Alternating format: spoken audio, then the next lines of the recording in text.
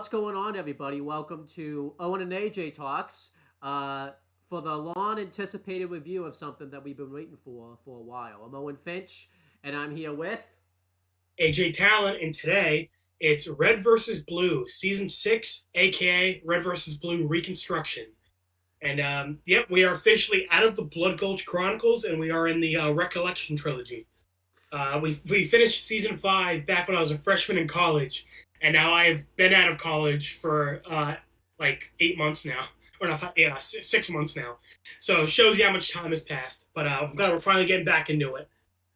yeah. I'm happy with doing this too, just because you know um, I didn't necessarily obviously get bored of it, but then we went so long without watching it. I was like, okay, do I go back and watch the Blood Gold Chronicle again? And I think I tried watching it like back in August when I was in this very house, and I'm like, I really just can't. It's not that I couldn't get into it. I was watching like seasons 1 and 2, and I'm like, yeah, I can't get into this right now.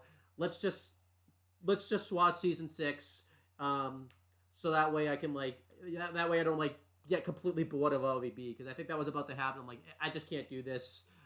Yeah, no, I was the same way. Season 1 and 2 are rough. I was also like hesitant to do a Blood Gulch like video because sure enough, we get some plot twists after season 5 that kind of change how you look at Blood Gulch. Yeah, And sure enough, we'll get into that later in this video. yeah. So But yeah, I'm glad we're continuing with season 6. yeah, we're gonna try this time. AJ and I have like a little bit of a plan. We're gonna um all our videos. I know we were in a pretty good place a little bit ago, but now we've gone a little bit without actually like doing anything review wise because AJ got a new job, and now our schedules don't really meet that much. And then yeah, just everything's going crazy. The schedule on my end's gonna be really crazy. So I'm supposed to go to South Carolina in like a couple I think it's like 3 weeks, honestly. So within that time, within these next 3 weeks, we're gonna try to finish this whole Reconstruction like era before I leave, so that way, like, I don't leave in Yeah, the we're middle of this. That's why Yellow Jackets is also taking a little bit of a backseat right now because now I'm more into this at the moment, and I'm more like, in this. We're in like a decent place with Yellow Jackets. I don't want to watch the next episode if it ends on like a Biff cliffhanger, and then we have to like take time off of doing this. Like this is our focus right now is the seasons 6 through 8 of RVB. So that's kind of where we're at yeah. right now. So, um, Yeah, so I guess I should read the wiki to prevent me from breaking any crimes. Keeps me on the straight and narrow. So Red versus Blue Reconstruction, aka Season 6, is of course sixth season of Red versus Blue. It takes place a year after the Blood Gulch Chronicles and Recovery 1 miniseries. It is the first season of Red versus Blue to use Halo 3 for its engine. Because if you remember, seasons 3 through 5 were using Halo 2. We're still not quite at the point where they're using their own animation, but we're getting there. Yeah. Well, it's also funny because Owen watched the animated pilot a few months ago. yeah, I think we talked about Yeah, that too in the last video. So, yeah. It was created by Bernie Burns and it was directed by Bernie Burns and Matt Hollum. Bernie Burns, of course, does the voice of Church, and Matt Hollum does the voice of Sarge and Doc. Um, all the previous voice actors return, which is interesting because we get our voice. This is the first time Shannon McCormick, who voices Wash, shows up in the main series. Um, the composers are Trocadero, the band. I want to bring that up because I think this is like one of the first seasons where like the music is like really good. yeah, Um, they kind of uh, a lot of it's from the trailer that we covered the last episode. Like they use a lot of that music and everything like that. I think they use a little bit of music from Recovery 1 because I think there was some music there that like kind of crosses over like here, so that was cool. I think so. Um, yeah. So, Owen, do you want to guess when this came out? Yeah, so you said a year after the original like Blood Gulch Red vs Blue season 5. Um, it would help if I knew when Halo 3 came out, because that would that would help a lot. Um, I'm gonna guess 2006. You are off. It came out originally on May 26, 2008. Oh, okay. Um, yeah. I it, uh, so then 2007 would have been when season 5 ended. Okay, that makes sense. Yeah. So there you go. Yeah, and this is also a very interesting season because it is the first season where the main protagonist isn't a red or blue. I also want to mention I this mean, is a well, you could argue Church is kind of the main character, but not quite. I What were want you to saying? mention too. This is a significant season because you know, um, this is the first time we're not doing Netflix, and I'm kind of happy about that because Netflix did it really badly. This is like the first time we'll just use like someone's YouTube channel like that posts the full episode and everything like that, which I'm pretty happy about. Yeah, the full season used to be available on YouTube, but then Rooster Teeth decided to be a dick and just kind of take them all off of YouTube, Yeah. So. and then they shut down. Yeah. Yeah, unfortunate, but yeah, we're in the good era of Rooster Teeth right now, which I'm happy about. So I guess we should talk about the beginning of the season.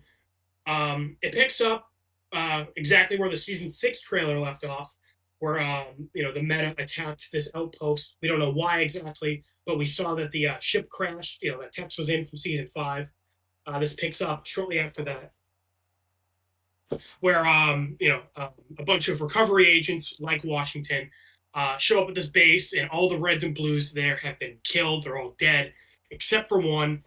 And I also like that the season starts off like Recovery 1 did. If you remember in Recovery 1, every episode started with like a dead body, like an overshot of a dead body. Yeah. And this season starts off with a recovery agent looking at a corpse, and then we get the RVB Reconstruction title drop.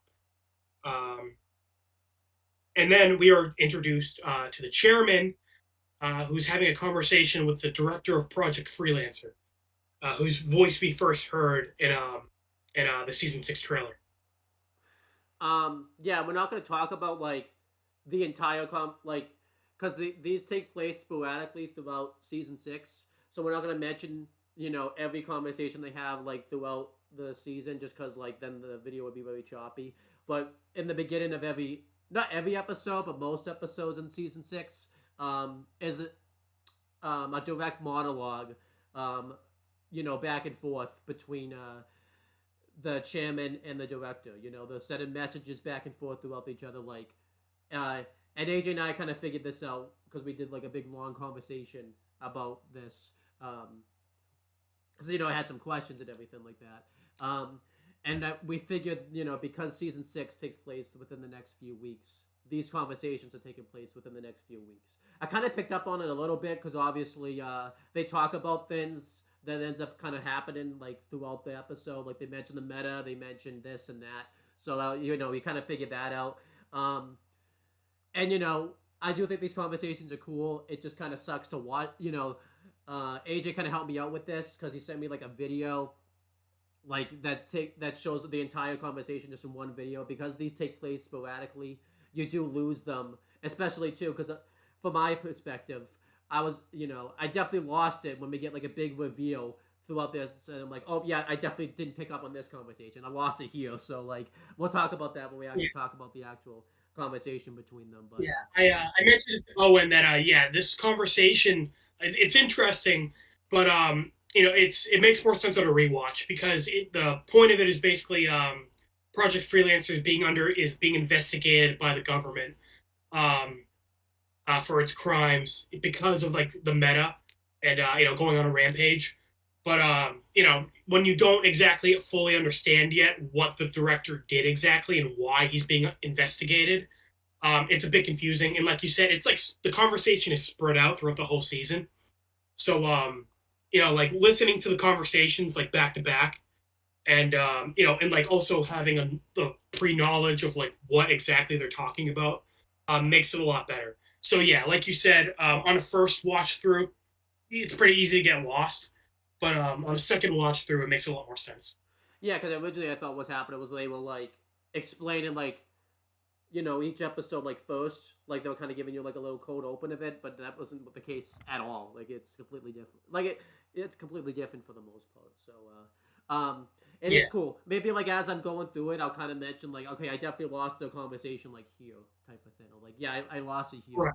Um, so Yeah. um, I originally watched this when I was like 13, 14, so I don't remember exactly how I felt about it, but I'm pretty sure I was also pretty confused on my first watch through. yeah, So, yeah. I mean, the season has a lot of mysteries that like don't make a lot of sense until like towards the end. right. So, I'm hesitant to call it a flaw, but I do definitely think it's confusing, and it probably could have been made more clear. Yeah. But I yeah, mean, we're going to talk about the conversation in detail towards the end because we get a pretty big reveal at the end of these conversations. But I that will I say missed here, originally, which I'll get to. yeah, because you like stop the video like 5 seconds before the end.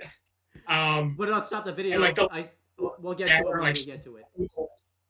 yeah, like you start the next season like not like knowing that twist, and I just like say it, and you're like, wait, what? Yeah. Uh, but I will say here it's pretty important that at the Outpost 17B where everyone was dead, they find a surviving Red soldier, but the chairman is like narrating over this, and he says that it's a real shame there were no survivors at the outpost. So you already know that director is like lying to the chairman Yeah. because the chairman says like no one survived, but clearly you see that this Red soldier survived and he's being interviewed by Project Freelancer. So yeah, obviously, you already know that there's like a disagree. Obviously, with hindsight, not with what like there's already a disagreement between the director and the chairman, which is really cool. So Yeah. So yeah, everyone was dead, and the ship that Tex was on in season 5, if you remember, it was flying off, but Andy the Bomb blew it up, and then we didn't really know what happened to it. Now we see that it crashed here at Outpost 17B. And then, like I said, there's one surviving soldier. He's brought to Project Freelancer's main command. This is interesting because, as far as we knew from the first 5 seasons, the Reds and the Blues and Project Freelancer were like separate things. But here we see that Project Freelancer is like interviewing a Red soldier, and later on, Washington is like taking command of the Reds and Blues. So midway through the season, we find out a bit more about like how the Reds and Blues are connected to Project Freelancer. yeah, that was cool. I like that. So this is kind of our first hint of that. That like Project Freelancer seems to like be in charge. We get to see the counselor again. We originally saw him in Recovery 1. I wouldn't blame you for not recognizing him because he was a white guy in Recovery 1, and now he's a black dude. Same voice actor though. I think it was the same voice. Yeah, same voice actor, but now he just changed skin colors. Pulled a Michael Jackson. It's the future. I guess he could just do that. Well, but we also get flashbacks. We see he was black in the past too. So I guess he was a black guy, then he became white, then he became a black guy again. Yeah, I guess you just have to ignore it. The only reason I even knew it was the original guy is because I recognized his voice actor and everything like that. So that's the only reason I even knew it was him. Oh, his voice actor is very good. He has a very distinct voice. I really like his voice. I like. And he's the counselor. It makes sense. He would kind of have like a soothing voice. I mean, this is obviously like his facial expressions are really good. Because you don't really get a lot of that, obviously, because it's all filmed with the Halo game engine, so you don't really get to see like the facial expressions. So I think that's why he stands out, because like they could put a lot of time into his facial expressions and everything like that. So I think that's really good. Mm-hmm. And yeah, but yeah, I like that they were interviewing this like Red soldier and everything like that. And they were kind of explaining. His name's Walter White. Huh? His name was Walter White. That's cool. Yeah, well, his name wasn't actually Walter White, but it was Walter. So that's why I'm saying that. Yeah, that's cool. Yeah. Yeah. So he's being interviewed by the counselor. Basically, they want him to explain what happened at the outpost and what killed everyone. Yeah. So this Red soldier explains that a mysterious ship, like I said, the one Tex was on from season 5, crashed in the middle of the canyon, and the Reds and Blues there had a fight over it, and the Blues were basically able to take everything that was on the ship and bring it back to their base. This ended up being a big mistake, though, because the Red Soldier is explaining that the Blues basically started going crazy. Yeah. That they blew up their own comms tower, and they also blew up the Reds' comm tower, so they couldn't radio for help. Um, and that the Blues basically just started killing each other. A few weeks went by, and it was like real quiet, no activity over at Blue Base. The Reds went over to the Blue Base to investigate. Everyone was dead. Um, but then all of a sudden, this like infection, as he describes it, spread amongst the Reds. People start going crazy. Um, someone would go crazy. They would throw him in a cell. Then all of a sudden, he would be fine, and a different guy would start going crazy. Um, and if you remember, this is exactly what happened in Blood Gulch with Omega. Yep.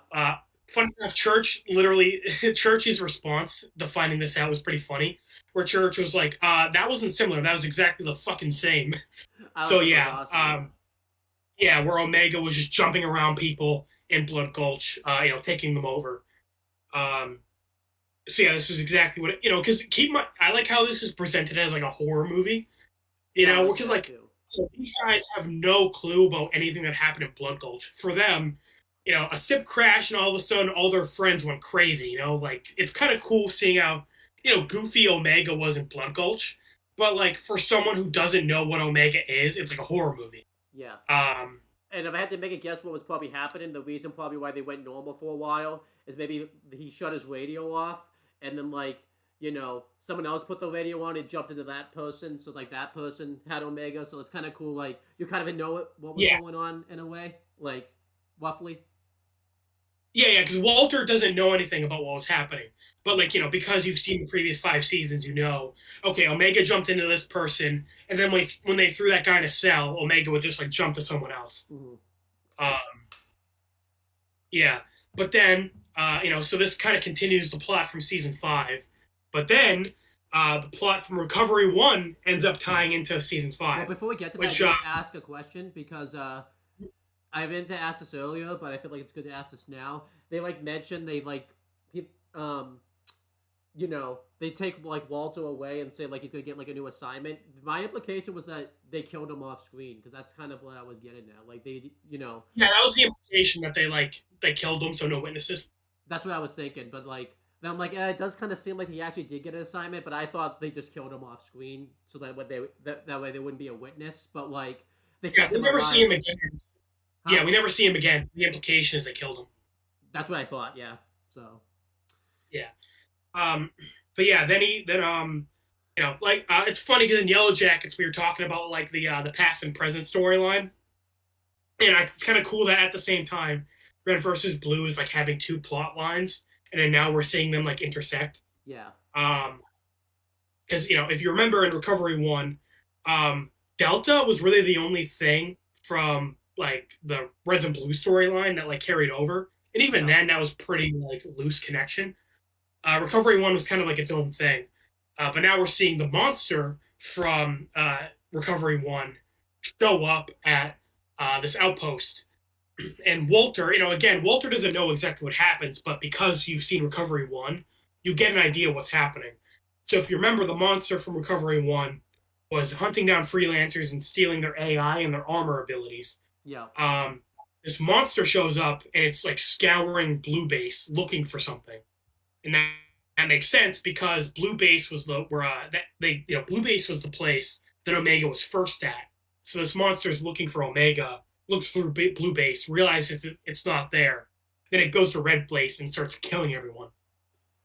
What I really liked so I want to hype this up because this is a big thing. I remember we made all these predictions how the hell are they going to connect Recovery 1 and the main Red versus Blue storyline that we've been seeing and everything like that. I'm okay, how can they connect this? Because obviously it has to be something with South Dakota because she's the only one that, other than Delta, that really survived it and everything like that. I made all these predictions about what was going to happen and everything like that.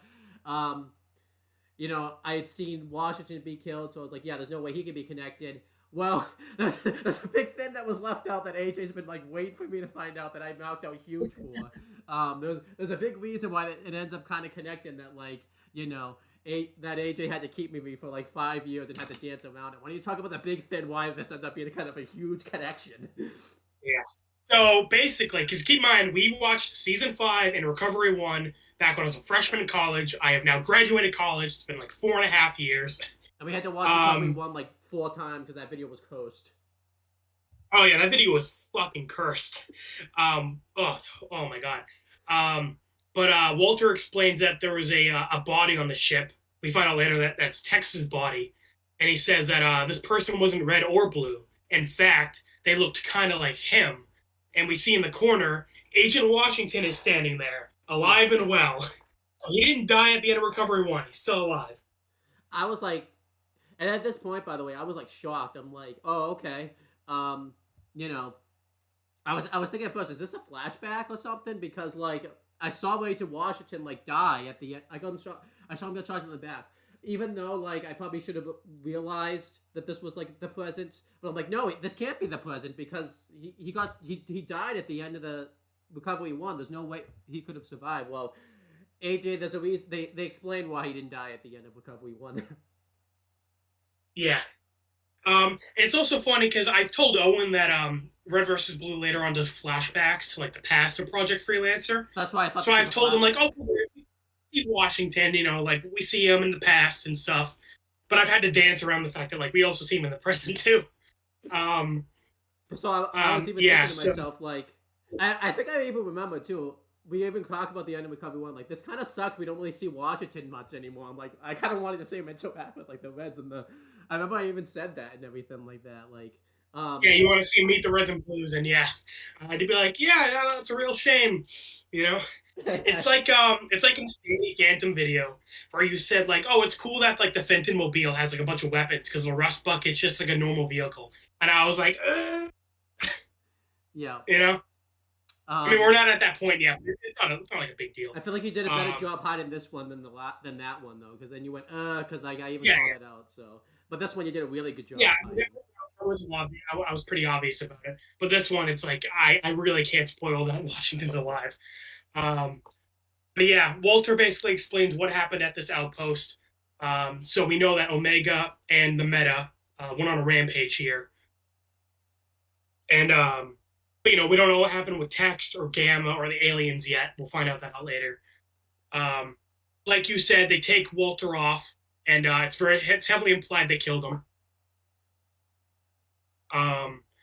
So yeah, then Washington speaks with the counselor, and you know, we find out how he lived.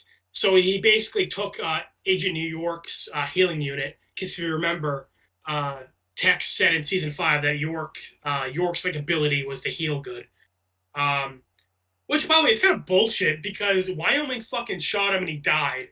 But here, Washington took his stuff, then South shot him and he lived. So apparently this healing unit just fucking works for everyone except New York. For New York, yeah. Yeah, because, you know, yeah, I'm like, what the fuck? York's whole thing is he heals, but he has a busted eye and he got shot and dies, you know? Here, and then meanwhile, Washington takes his stuff and he lives. So yeah, that's a little bullshit that York died. But, you know, I don't know, oh well, what can you do? But yeah, Washington's alive. And he's pretty pissed off that South Dakota betrayed him. And he's also pretty pissed off with the counselor. Because the counselor says, like, yeah, we probably should have predicted that. And, you know, we feel a little responsible for that. And Washington's like, yeah, you should. Yeah. We get a pretty good hint here, though, at Washington's true motivations. Because he says that I don't really feel like sticking my neck out for you guys, but I'll take this assignment if it leads me to South Dakota. Which I originally thought was his ultimate, like, not his ultimate purpose, but like one of the main reasons he took the assignment and everything like that. But well, it was one of the main reasons that he wanted revenge on South Dakota. Yeah. But the counselor says, "Oh, you feel the need for revenge," and Washington says, "More than you know." Yeah. Yeah. So, So here at the moment, it's just showing that he's really pissed off at South Dakota. But once you find out more about what exactly Washington knows, it makes more sense on what his true goals are. And then well, there's more to it. Then I'll talk about what I actually thought of this scene in general.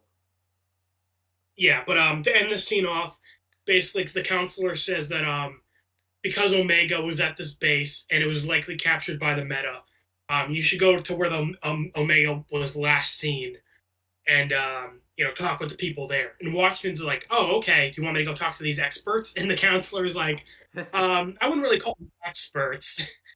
And then we get a pretty cool transition where we see Washington in the Halo 3 engine, and then it hard cuts to him in Blood Gulch like Halo 2. Yeah, that was cool. I like that. I will so basically, they still the Blood Gulch because that's where the Omega was last seen. I did say one big thing I liked about this season was we got they went to more places. We got kind of more of the map of Halo and everything like that. Because before they were just in Blood Gulch, they didn't really travel that much. So, but here they kind of went all over the place. They went everywhere, and they didn't stay in one place for too long. I think maybe a couple episodes they were in one place at most. Maybe if I had to make a guess. Again, I can't really say because I watched it was all in one video, so I'm just guessing here. Yeah. I like to be one in one place. I told Owen before, I'm a sucker for road trip stories. That's right. With Ben 10 and Avatar, I love that they're always traveling. Yeah. So yeah, and like you said, they mainly stuck to Blood Gulch. Season 3 was one of my favorite seasons because they were traveling around so much. Yeah. So yeah, I'm glad that they've kind of moved beyond Blood Gulch and now that they are traveling around more.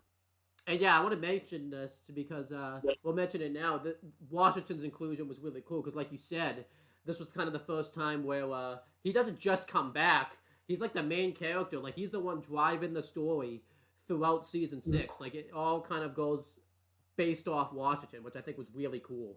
It's the first time we haven't seen the main reds and blues as the main characters or anything like that. It's really Washington's story and everything like that. So I like that he doesn't just come back and he's just because we're gonna see later. There's one that comes back and is gone really quickly. He's the main driving force of the storyline, and I really like this character in Recovery 1 and wanted more from him. I'm like, oh yes, I'm so happy that we got more from. Washington is one of my favorite characters, so I'm super happy that he's getting the main focus. By the way, you can correct me if I'm wrong though. Didn't they have him not dressed as a blue, but he didn't look completely because his attire was a little different when he went from Blood Gulch to where he was in the beginning. It looked a little different. No, he didn't dress as blue. He was still wearing the same armor. Well, they made a joke that the counselor says hey, you should wear your old armor. So the joke is that he's going from Halo 3 to Halo 2. The reason I mentioned that is because the Reds think he's a blue. I mean, obviously we find out later why they think he's a blue, but even before we get to that, they think it's a blue. So I thought that's why he was dressed like a blue. So but the Reds think he's a blue and an enemy and everything like that. Before we even right. Well, Sarge thinks everyone's a blue. That's kind of Sarge thinks everyone's a blue. Again, this is I haven't watched season 5 in 5 years, so that's why I was asking that question. So, right. But yeah, back at Blood Gulch, I love it too because when the screen goes black, there'll always be a quote when Washington sees that he's in Blood Gulch. He's like, "Oh shit!" He's obviously because we find out later on why he's pissed that he's there and everything like that. So yeah, I'm glad we're watching it this way. A big problem we had with Netflix was they would cut every episode kind of short because every episode would go black and then they would keep talking for a couple seconds. Yeah. Where Netflix would cut that out. Yeah. So I'm glad Netflix anymore. Oh, so this isn't a new thing then? I thought this was a new thing because again, I've only watched it on Netflix, so that's why I thought this was a new thing. So. Yeah, no, this is something they've always done. Netflix would just cut every episode a couple seconds short. Yeah. So. But then, Washington. Episode 2 opens up / chapter 2. And Washington goes over to the blue base. He's trying to see if they can find anybody there that he can talk to. And he calls command and basically says, that he doesn't really see anybody here. And then we see Sister. and again, I hadn't watched this in 5 years. I didn't realize we had seen her before. I thought this was just a random person that was just there, but no, this is sister, and yeah, she's hungover. We find out that she's been hosting parties and using the base just basically to host college parties and everything like that. So, she originally thinks I like that. the joke. I like the joke that she says like, "Oh yeah, I charge $5 a head. Last night I made $15." Yeah, Because the joke is that like there's only anyone in the canyon. yeah, that was funny. And then, you know, she thinks that Washington's a cop because obviously he's not dressed like a blue or a red. So, and he's dressed, as like a recovery agent and everything like that. So, you know, and Washington's like insisting that he's not a cop. This was really cool because like, even though this scene's a funny scene, what I liked about it is we've only seen Washington really in like a serious setting, so I kind of like that this was like a funny setting. Like he's actually like genuinely being serious, but he's in like the comedic setting now, so I really liked this scene for that reason. And then Washington is like the straight man, and he's just like so done with all the Reds and Blues bullshit. Yeah, and it makes this. I feel like too. This makes like when he like explodes and snaps on him later on, it makes it really feel earned. It's not just random later on. So, yeah. And then he just walks off. He goes over to the red base to see if there's anything. And you have to mention that sister says that everyone left. Oh yeah, that's a big thing. Yeah. What was because it seems like there was a time skip between season 5 and 6. That's why we should mention that because they mentioned because it's been because later we find out Church was at his new base for 14 months. Yeah, so it's been like a year and 2 months. So everyone got like relocated and we assigned to different bases. Well, so I think they were in Blood Gulch like after season 5 for a couple months, so it's been like a year and a half total. Yeah. So yeah, we find out that everyone got reassigned. So then Washington calls command and reports this. And then he gets stopped by basically a booby trap that Sarge set up. And obviously this is a very comedic effect. Like Sarge would be like, "Oh, you better stop now, or I'm gonna really get you." And this kind of goes on for a little bit, and then we find out that one of the booby traps is like the real Sarge, which was really funny. And we find out that I like. Sorry, I was gonna say I love this joke that because obviously like everyone left at Red Base 2. So Sarge basically made cutouts of Simmons, Griff, and Donut, and he like does impressions of them too. Like yeah, that's funny. I love and I also like that because Sarge hates Griff. Like Griff's cutout has a bunch of bullet holes in it. That was awesome, yeah. And we find out that like when Sarge's cutout comes up, it's like the real Sarge, which was really funny because they like did like Sarge's point of view of it type of thing. It actually was a cutout, but then when it comes back, it's like him. So could say a little bit of a continuity error right there, but I think that was good for the joke. And we find out that Sarge went rogue because he was supposed to get signed to. We'll get to that later, but where Griff and it's not Donut. What's the other? Griff and Simmons. It's where Griff and Simmons go. He was supposed to go there, but he went rogue and stayed in Blood Gulch. And he's been like in this. They do a comedic effect where because Lopez stayed with him, and they do a comedic effect where obviously like they could have won the Red versus Blue War a while ago, but Sarge doesn't want to attack a girl and everything like that. And they're in like a stalemate right now, which is really funny. Washington is just asking Sarge about like what he knows about the AIs and everything like that, and Sarge tells him that you're gonna have to talk to Caboose about that, and he kind of tells Caboose where he got he tells Washington where he got relocated. And what's it called? Rat's Nest? I want to make sure I get that right. That's what I mean. Rat's Nest. Okay. Yeah, so Caboose is at Rat's. And we find out Sarge knows this because he like intercepted the Blues' new commands. Yeah, so that was cool. But yeah, I really liked this scene. It was kind of like the first time, we got to see like Washington kind of like be the straight man to like the comedy and everything like that. I thought that was really cool. And we come back to this some more later on. And so then Washington goes to rat's nest, and the commander there, obviously is kind of a little bit upset originally that like Washington is just gonna like take one of his men and not really tell him why, because obviously Washington wants to keep this Project Freelancer stuff as much under wraps as possible. He doesn't really want to talk to people about it, and then when Washington reveals that it's Caboose that he's gonna take, the commander has no problem with it because obviously, if you remember Caboose, he's obviously a moron and everything like that, and you can imagine he's been wreaking hell. So he has one of his soldiers go get Caboose because it's revealed that he's left him tied up and everything like that. I wonder if originally Washington... he left him in the brig, and Washington's like, you put him in the brig and or like solitary confinement, and then he's like, I tied him up in solitary confinement. I'm not taking any chances. Yeah, I wonder if Washington thought this was related to the AI thing originally, but then when he actually read who Caboose was like, yeah, okay, this was unrelated. Yeah, because if you remember, the running joke is that Caboose is always team killing. So yeah, and the commander says Joannis to go get him, and then Joannis says, my name is Jones, sir. Like, how am I the first person you've met with the name Jones? And everybody's yeah, everyone's calling him Joannis. Yeah. He doesn't want to go do it because he knows Caboose will fucking kill him by accident. And sure enough, yeah, he goes to untie Caboose, and we hear a gunshot. And he's like, "Oh God!" Yeah. Also, Joannis is voiced by Gavin Free. He's the director for season 7. And and you should recognize him because he was the British guy in the Rage Quit videos. Yeah, I definitely recognize him. I feel like I've heard him in other stuff too, but I definitely recognize like his voice actor and everything like that. Right, because I wanted to bring that up because you introduced me to Rage Quit, and that's how I found Red versus Blue.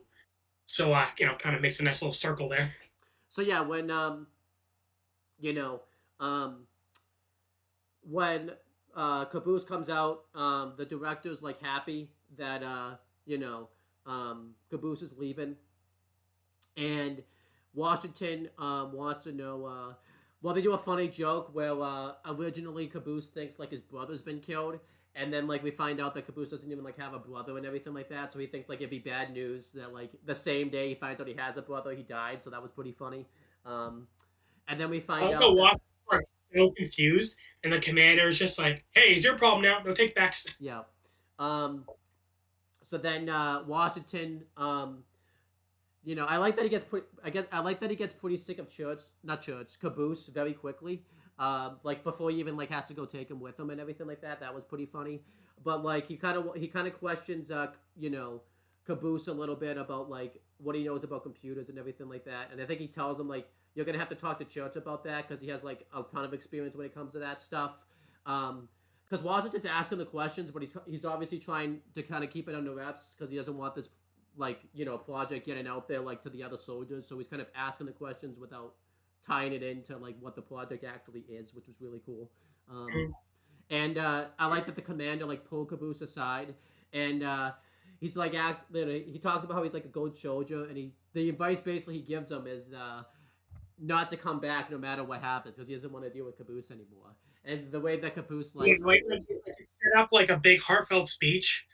And then he's just like, like he wants to give Caboose some advice, before he leaves. And he's just, and the advice is never come back here. And like the way Caboose takes it is he's just like, yeah. He just said never go backwards. And he's like, all right, good enough. Because and then, Washington walks off with Caboose and they're going to go to, we find out later to where Church is, but, that's where they're going. And Caboose obviously does the funny "Are we there yet?" joke, and like they have to walk a while, so that was pretty funny. And I like at the end of the episode, the other soldiers, the sergeant's like happy that like he's gotten rid of Caboose, so he's trying to enjoy this moment. And then the soldiers like, "Should we bury Joannis, sir?" And he's just like, "Let's just enjoy this moment, guys. This is a good moment right here. We can do that later." I thought that was really funny that he hates Caboose so much that like he just wants to enjoy this moment. I also like that Caboose, like Washington asks if Caboose knows where Church is, and Caboose is like, "Yeah, I found out where he is, but Church told me like we'll play a game of hide and seek, and the only way for him to win is if he dies without ever seeing me again." Mm-hmm. And we get that continued because as soon as Washington and Caboose get to Church's base, Church starts shooting at them. And then Caboose is like, "Oh my god, it's Church!" And then when he realizes it's Caboose, he starts shooting more.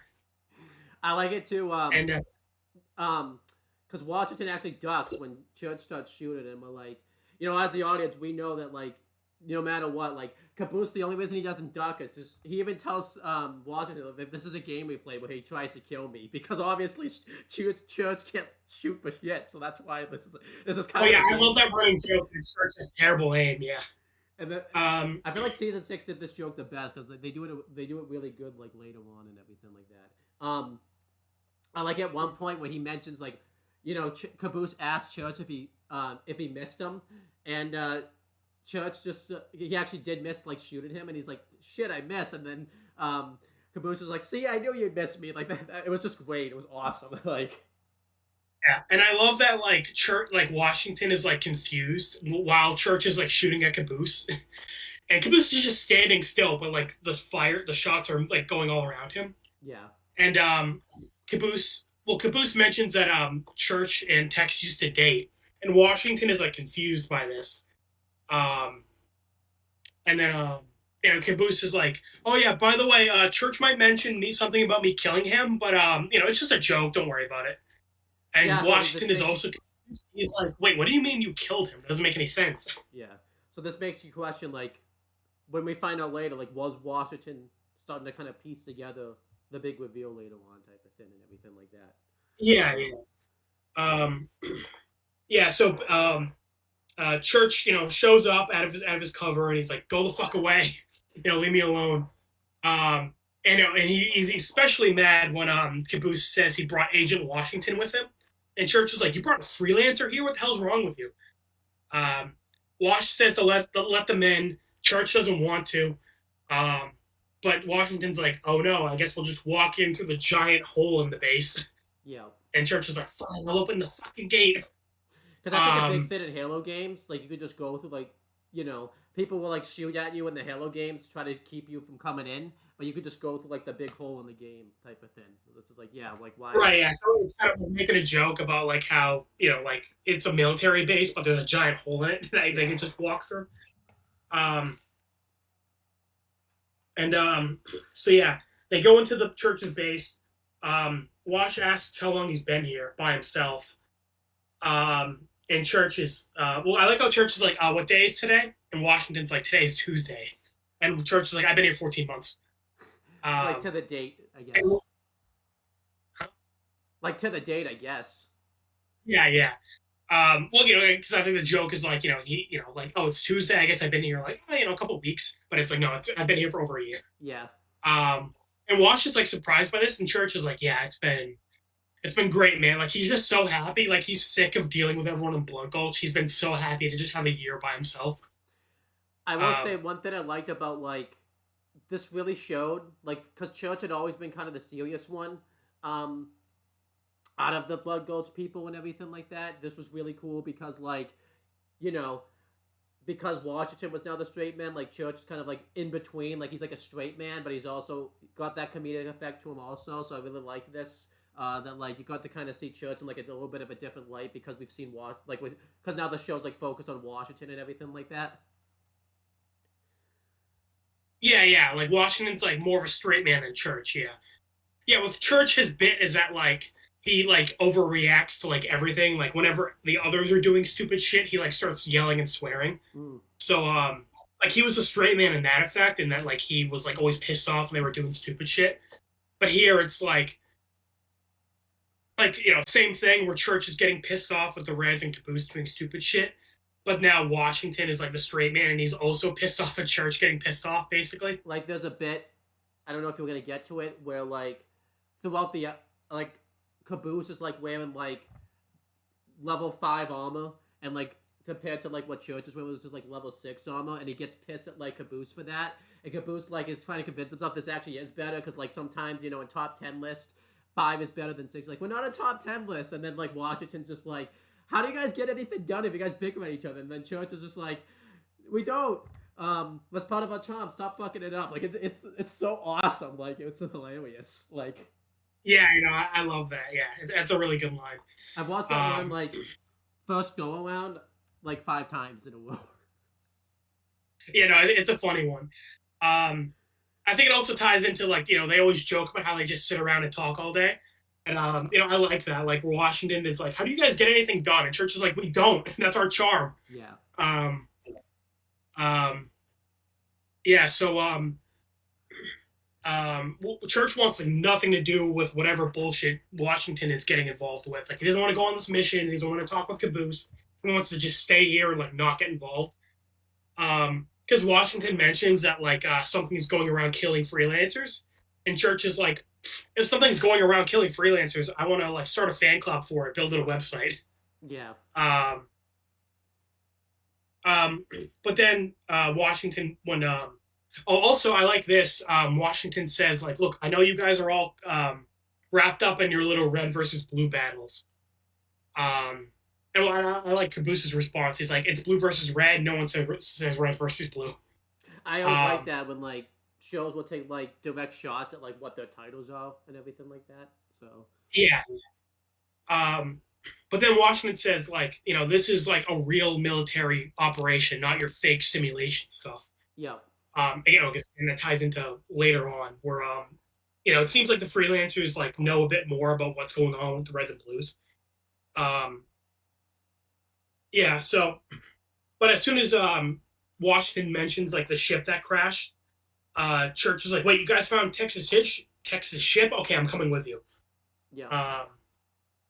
So we pretty much see the as soon as Tex is involved, Church wants to like go find her.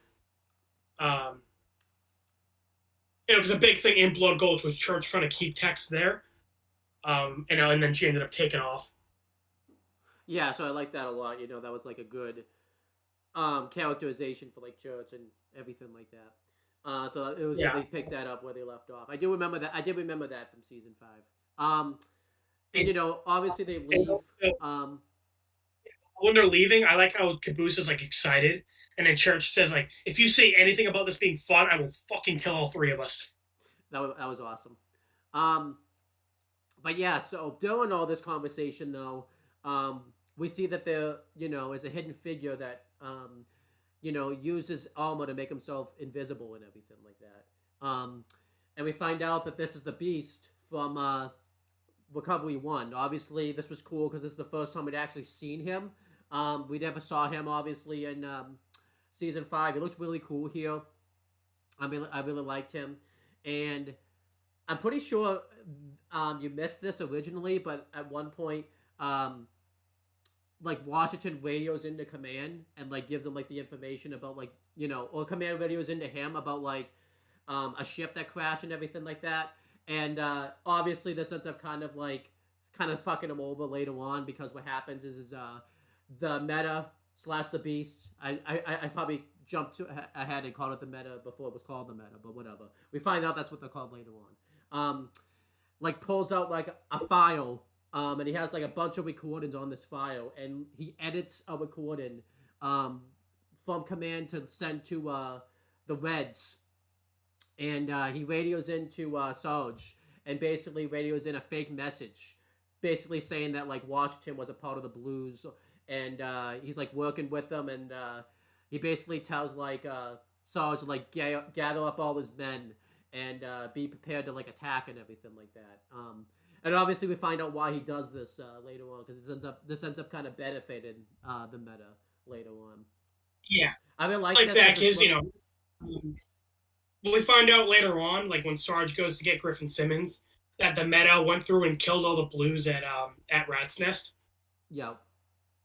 So we see, and it makes sense because in Recovery 1, the meta was following Washington, and then here we see the same thing where the meta is following Washington again. Yeah. So since Washington gathered Caboose and Church from Blood Gulch, he called Sarge, the Red from Blood Gulch to like go attack them. Makes sense, But I really like this. I thought this recording was really cool because this, it looked like stuff I would edit, like when I was editing stuff and everything like that. But like this looked really cool. And then we see later on, also South Dakota. Was she following the meta? Was she? I think she was. Was she following Wash? I don't know which one because He's following Washington, and then Delta's like, "Hey, we should be careful because if we're following Washington, someone else might be following Washington." which leads to You know, like what so like, happens a few episodes later. Um, yeah, yeah. But this seems to happen like right away because this is at Church's base, so it seems like while Washington, Church, and Caboose were at the crash site, South Dakota and the Meta were fighting. yeah, I'll just make sure I mention it now. Yeah. But I really like this scene a lot. Um, and you know, we're just gonna talk about all the stuff that happens with the Reds. What after the radioing because we don't actually see the stuff for the Reds for like a few episodes until like a few episodes later. But I feel like it just makes more sense to talk about it now because you know it's all right after each other, and it would just be kind of weird if we just kind of leave it and come back to it. But what ends up happening is Sarge tells Lopez about this message, and Lopez, you know, who's still stuck in his Spanish default setting, he realizes this is a trap pretty much, but because Sarge doesn't understand him, he's just, you know, making stuff up, and Lopez still doesn't want to deal with Sarge, so he reveals that he's gonna go after and he's gonna go get like Griffin Simmons. He says that he can't get Donut because like something happened with Donut like a while ago that. Yes, that creates mystery because Sarge just says like, "I can't. I know I can't go get Donut." Yeah. So like it creates a question like, "Oh, what's Donut doing?" Yeah. And then we find out Lopez was so happy that Sarge was finally like leaving. He says that like you know he's been packing his stuff like every morning and everything like that to make sure that he. I love that joke. Yeah, where Sarge says like, "Go pack my stuff," and Lopez is like, "It's already packed. I packed it. I pack it every morning, hoping you leave." Yeah. And we find out that Lopez is gonna like delete all memories of like Sarge because he hates him that much. So oh yeah, he's like, as soon as you're gone, I'm gonna delete all my memories of you. It's the same way I deleted all memories of name redacted and name redacted. So yeah. Like obviously like as soon as Griffin Simmons left, he deleted all of his memories of them. So yeah, then Sarge takes the Warthog and is gonna go pick up Griffin Simmons. The next episode after this, we see that there's a bunch of blue dead bodies laying around and everything like that, and Sarge, drives past him. He's like hoping that like this was all Griff's fault, like he became a blue and basically caused all the blues to get deleted because basically he killed two enemies in one type of thing. And we see that we see that Griff and Simmons are about to basically be executed by their own team, and we find out the reason for this is because they were part of a mission where they ended up losing and lost all of their ammo. They try to get out of this or at least buy themselves a little bit more time because like Simmons mentions like a rule that is followed by command, and he tried to, I think what he tried to do was he tried to like get like the other team, like the team that was going to execute them, to like actually look up this rule so that way they would have a little bit more time. And yeah, I think it's like you're such a nerd, and Simmons is like, look, do you want to die in the next 15 seconds, or do you want to die nerd with me for a few minutes? So like he wanted like, them to go read the rule book so they could like live for a couple extra minutes. I do like to make the joke how ironic is it that they're gonna basically waste their bullets that they don't like the limited bullets they have just to kill them, which is what I thought was really funny. And like isn't it ironic that you guys are killing us for losing all the ammo, but you're gonna kill us by using more ammo? Which I thought was funny because Yellow Jackets didn't make the same joke, but made the same point in the most previous episode that we just watched. So that's pretty funny. That like where they're like, why are you wasting ammo? And he's like, well, the guy whose cabin we're in like stocked up for the apocalypse, so we got plenty of ammo. Yeah, which again, I question though, knowing how long we're not gonna talk about that right now. We'll talk about Red versus Blue right now, the baddest show right now at the moment. So yeah. But anyhow, so then what ends up happening is basically they pull the fuck it, we're lazy option, so we're just gonna execute you anyways, and just say you guys died in battle by the Blues. So then what happened is like right when they pull the trigger, Sarge drives by in the Warthog, and because he's inside the Warthog, it blocks their bullets, and he doesn't take any brunt of it. And yeah, he comes over and he's like, "What the hell is going on?" And basically they say that they're gonna get executed by their own guys because they fucked up and everything like that. And so I was just like, shame on you for like trying to kill your own men. Who's your commanding officer? And we find out that it's Griff that's the commanding officer. And they do this joke where they keep telling Sarge that, but Sarge just cannot process it. Like he did he like I like the joke. The funniest one that it was he's like, okay, you're saying Griff. Is it the same Griff that we're thinking of? Like he like thinks it's like a different Griff and everything like that. But that was really funny. Yeah, yeah. And like even Griff mentions, like I don't even think he's capable of like processing the fact that I'm chief commanding officer and everything like that. So like that was really funny. Yeah, it's also Sarge's own fault because we find out like Sarge was supposed to go to Rat's Nest with them, but because he went rogue, they promoted Griff. Yeah. I like to think they did that. Also, sorry, go ahead. I like to think they did that to like get one over on Sarge since he hates Griff. I like to think they promote. That's the only reason Griff got promoted. Well, so yeah, it's funny because like Simmons always wants to like be in charge, but like they end up promoting Griff instead of him. Yeah. Also, I like two jokes from Griff where before they're about to get shot and before Sarge shows up, Simmons is about to be like, I love you, man. Like you're a good friend. Oh yeah. But before that, Griff, it's like it was. By the way, before we die, I want to tell you it was me who stole your identity and ran up all those credit cards. Yeah. And then after they get shot and Sarge saves them, Griff like opens his eyes and he's like, "Well, hell looks just like the army. No surprise there." Yeah, that was funny. So then, so one-liners from Griff. But yeah, Sarge basically knocks out the guy who's going to execute Griff and Simmons, and he takes off with them. Yeah. I think that's the last like we get of the Reds until like obviously the scene later on like that shows us why all this stuff was happening and everything like that. Like yeah, because the way this is laid out, like the men call Sarge, then like a couple episodes got by, and you kind of forget about the Reds, and then they show up. And then we get like a flashback episode to like what they were doing while Wash and Church and Caboose are like doing their thing. Yeah, but I like this scene. I think originally before these scenes all actually happened, like in the episode timeline, I was even thinking like, where the hell the Reds been? They haven't been doing. I know it's kind of been like a thing for Red versus Blue, but like I'm like, wow, they're really not doing shit this season. And then these scenes kind of fixed that I think a little bit. So I thought that was good. So. Yeah. Well, Red vs. Blue, I think they make a few jokes about how like the Reds are like doing the comedy stuff and the Blues are like actually like doing the plot stuff. Yeah. That's typically the formula for Red vs. Blue. But yeah, I think the season did a good job at like balancing it out where the Reds are involved in the plot. Yeah. But they are also like mainly the comic relief. What I did like is like when Caboose say it's blue versus red, it really kind of is because blues are the ones doing all the plot stuff. So like Caboose are kind of right in that case. Yeah, they're the ones who like taking charge. Yeah.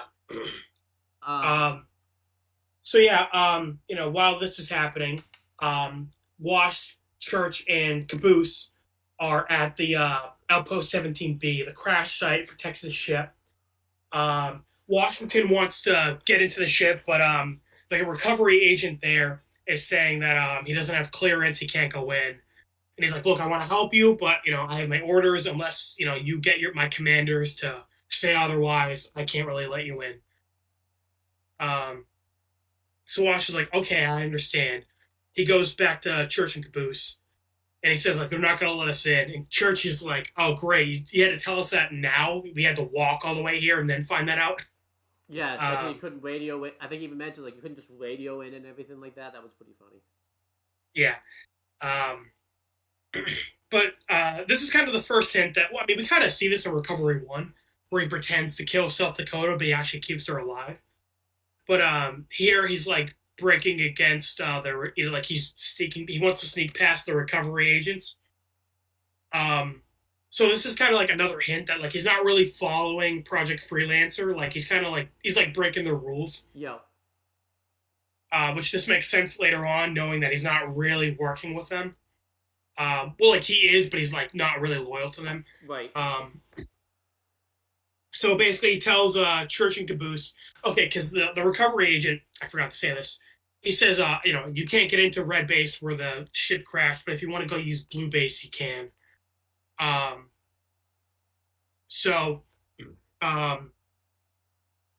They go over to Blue Base, and he says, like, okay, I'm gonna go cause a distraction when I give the signal.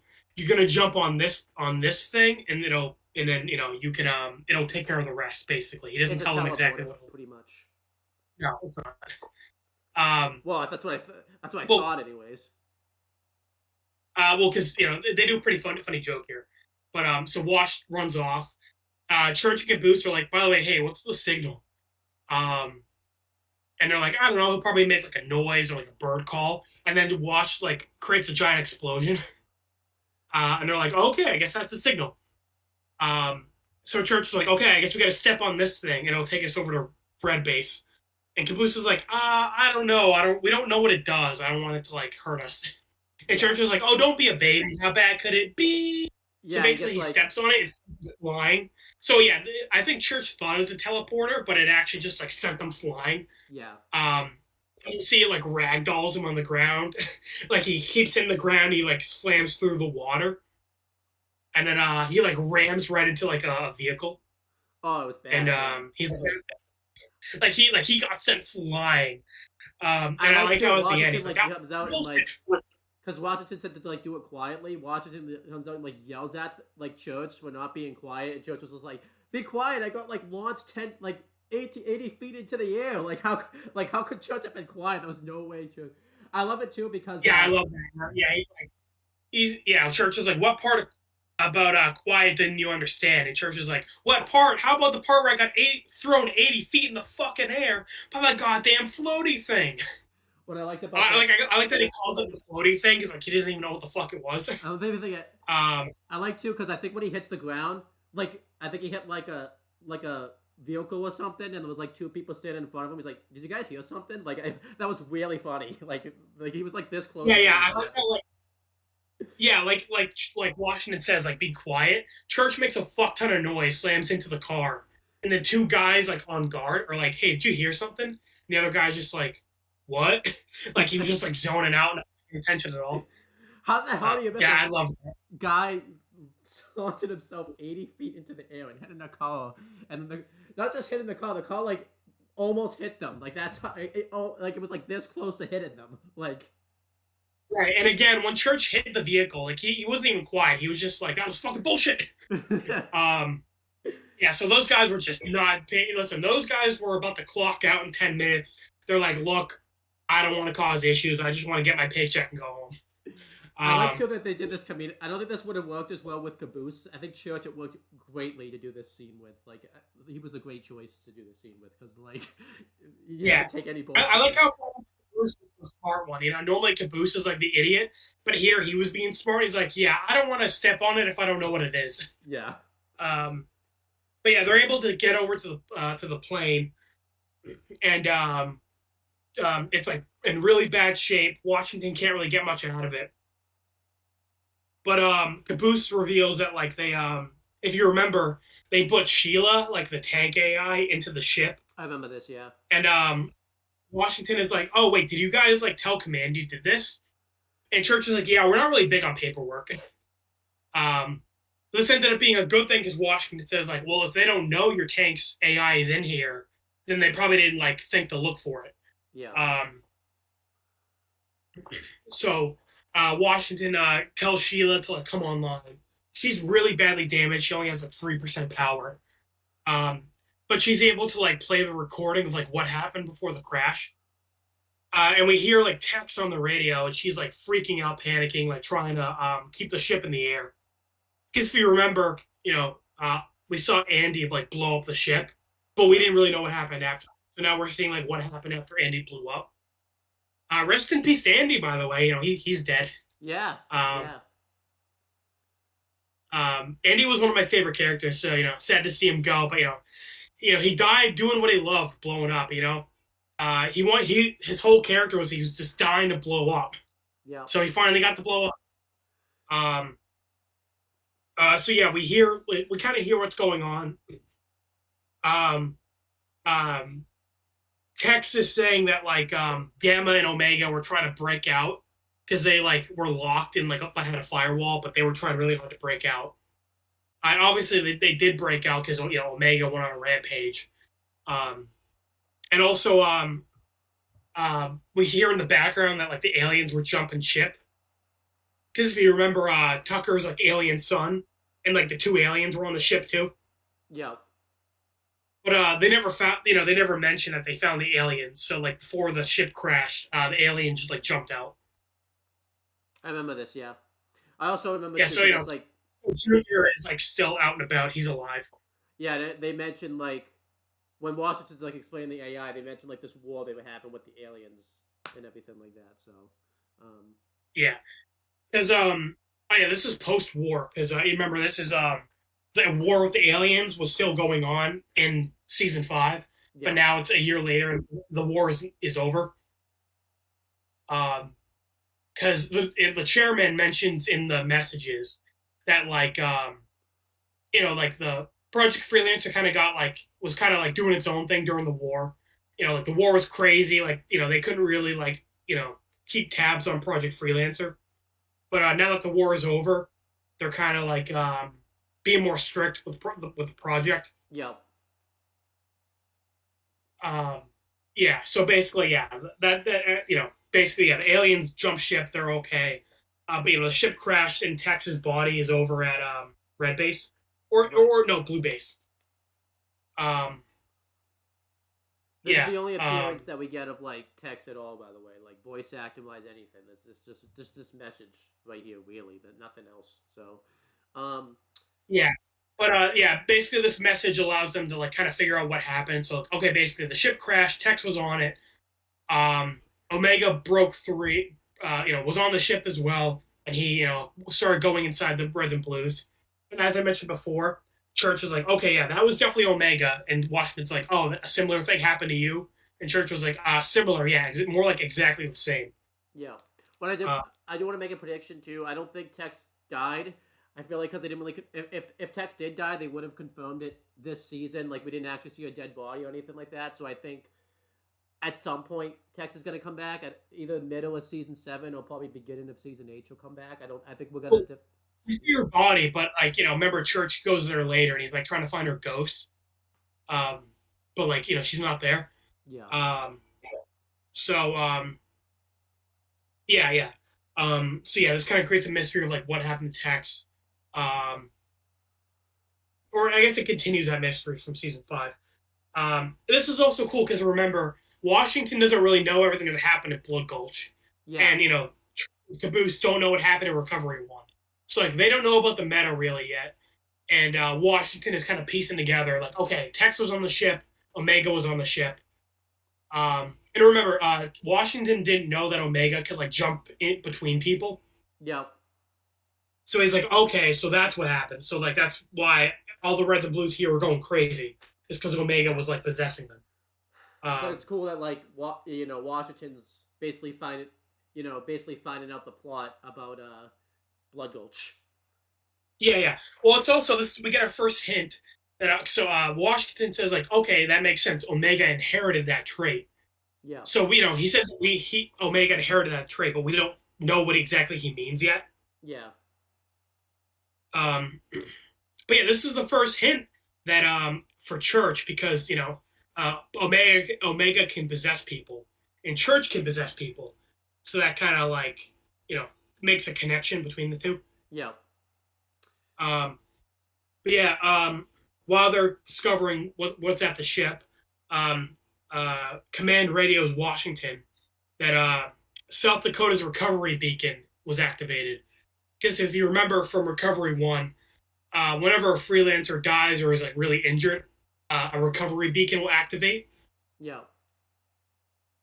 So basically like the meta is attacking South Dakota and she got injured. So the recovery beacon activated for her. So Washington now knows where she is. They're over at Church's base. Command tells him she's in trouble, Wash, and Wash says, yeah, she is. So obviously he's pissed at her for betraying him. Yeah, so this is kind of like he's got more planned for her than originally. I like this scene. Real quick, I was going to say, this season I think does a really good job at like cutting out any fat. Like the season does a good job like staying on track, like not really too much fat or like filler. Right. But I will say, I feel like this was a little, I don't know, feels like a little like, because they come back here later. So like basically they leave Church's base to come here, then they go right back to Church's base, and they end up coming back here anyway later. So it feels like they didn't really need to do this. It feels like they could have just done this like later on when they come back here. Yeah, I agree. I guess they wanted to have like you know, um, a reason for the meta to send that message without them knowing about it, because I don't think it would have worked if they were still there. And then obviously they kind of wanted to like build that confrontation that like Washington was gonna have with South Dakota. So it feels like, it would have been weird if the fight. Yeah, it feels like the main reason was to like you said, separate Wash and the Blues from the meta. Yeah. And like obviously Wash found out about like Omega being on the ship. But yeah, I feel like Church could have told him that, because we're gonna find out later that like Church also tells him like Gamma and Wyoming's helmet was on the ship.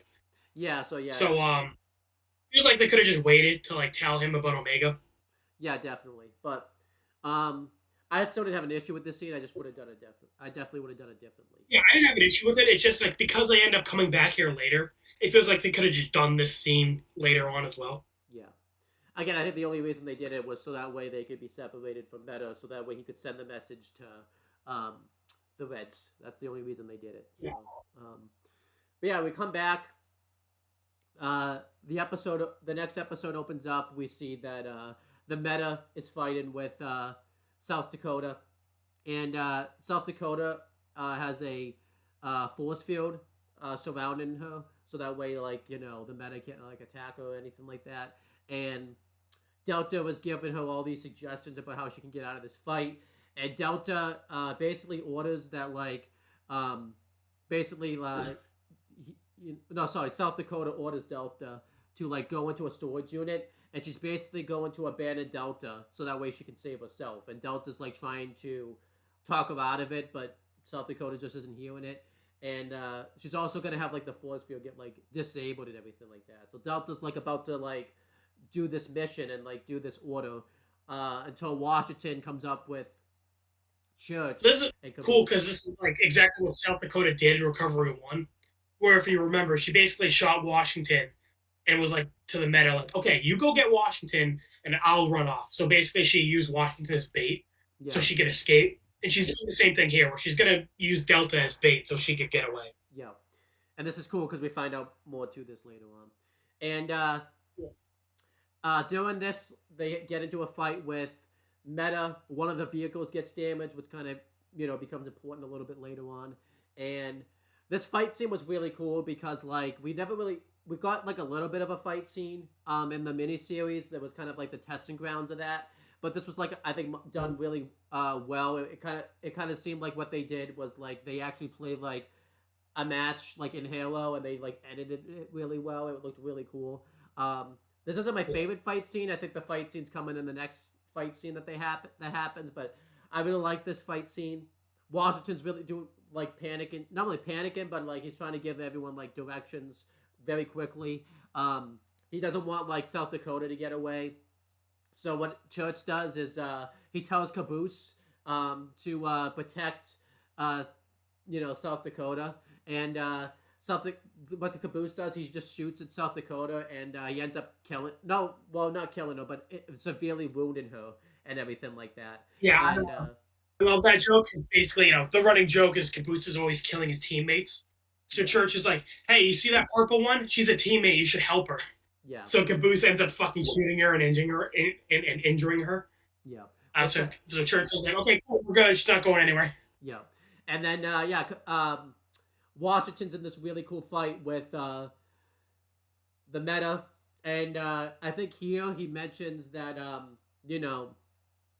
that Gamma and, like, Wyoming, like, had like a similar experience and everything like that. And this is kind of what Church picks up, like, wait, Wyoming, what are you talking about? Like, because he reveals that, like, he had, like, Wyoming's, like, powers and everything like that. And okay, so this not quite. So he turned invisible, which was like Tex's ability. Oh, I know how. And Washington tells him that he could take the abilities of other freelancers and everything like that. Right, and then Church realizes like, oh shit, Wyoming's helmet was on the ship. Yeah. So he realizes like, oh shit, so the meta probably has Wyoming's ability to control time. So then what happens is Washington. So Church like asks for cover, and I like this because then Washington's like Caboose cover Church, and Church is like, well, no, don't have Caboose help me because like he's worried that he's gonna like, get shot like again type of thing. So it's just like Yeah. But during all this you know Washington basically has Caboose throw a grenade, and Washington does it first. And what Caboose does is he doesn't like he just throws the grenade like he like ducks and throws it at the same time. He doesn't think to like because there's a wall like in front of him, so he doesn't think to like throw it up over the wall. What he does is he ducks, and I love Washington's response is like that was the worst throw of all time. And like Washington like doubles down to this point like how bad this throw was, and Caboose is I love his response. He was just like that's not my fault. There was a big wall in my way. Like, dude, it was your fault. You ducked and threw the freaking grenade. So what happens is Oh yeah, literally, like Caboose literally threw it like a foot in front of them. Yeah. So yeah, they jump over the wall. A big explosion happens, and while this is happening, Church took the rocket launcher and like blew and shot it at the meta. Yeah. But then while that's happening, you see like time slow down. So basically, yeah, the meta has Wyoming's ability to control time. Yeah. So then and time's really slow. The meta is like about to be shot, but he's able to step away from the rocket launcher like bullet, and the meta has a very easy path that just executes Washington at this point, but it's like armor and suit malfunctions. We find out more about this later, so like he kind of has to like leave, and then time returns to normal, and Washington has like no clue what happened, and what Caboose thinks what happens. Like, well, I think he tries to downplay it, like that he saved like Washington, like he tries to like downplay it, like he, like, oh, I saved you type of thing. But then what ends up happening is Church gets pissed at like Washington that he didn't tell him like about the fact that the meta can like takes he can take other freelancers' powers. He's like, why didn't you tell me that? Because he has Washington's stupid time warp powers, and Washington's pissed at Church that he didn't tell him that Wyoming was on the ship, and then he's worried about Delta, but Delta like shows up, and they do the same thing they did with the Recovery 1 in the miniseries, where like when you see Delta, he's like in a holographic form versus how you've seen like other AI. They cross over that. Yeah, which is really cool. And Delta says that like he's still here and that the meta escaped, and he reveals that South Dakota is very badly wounded.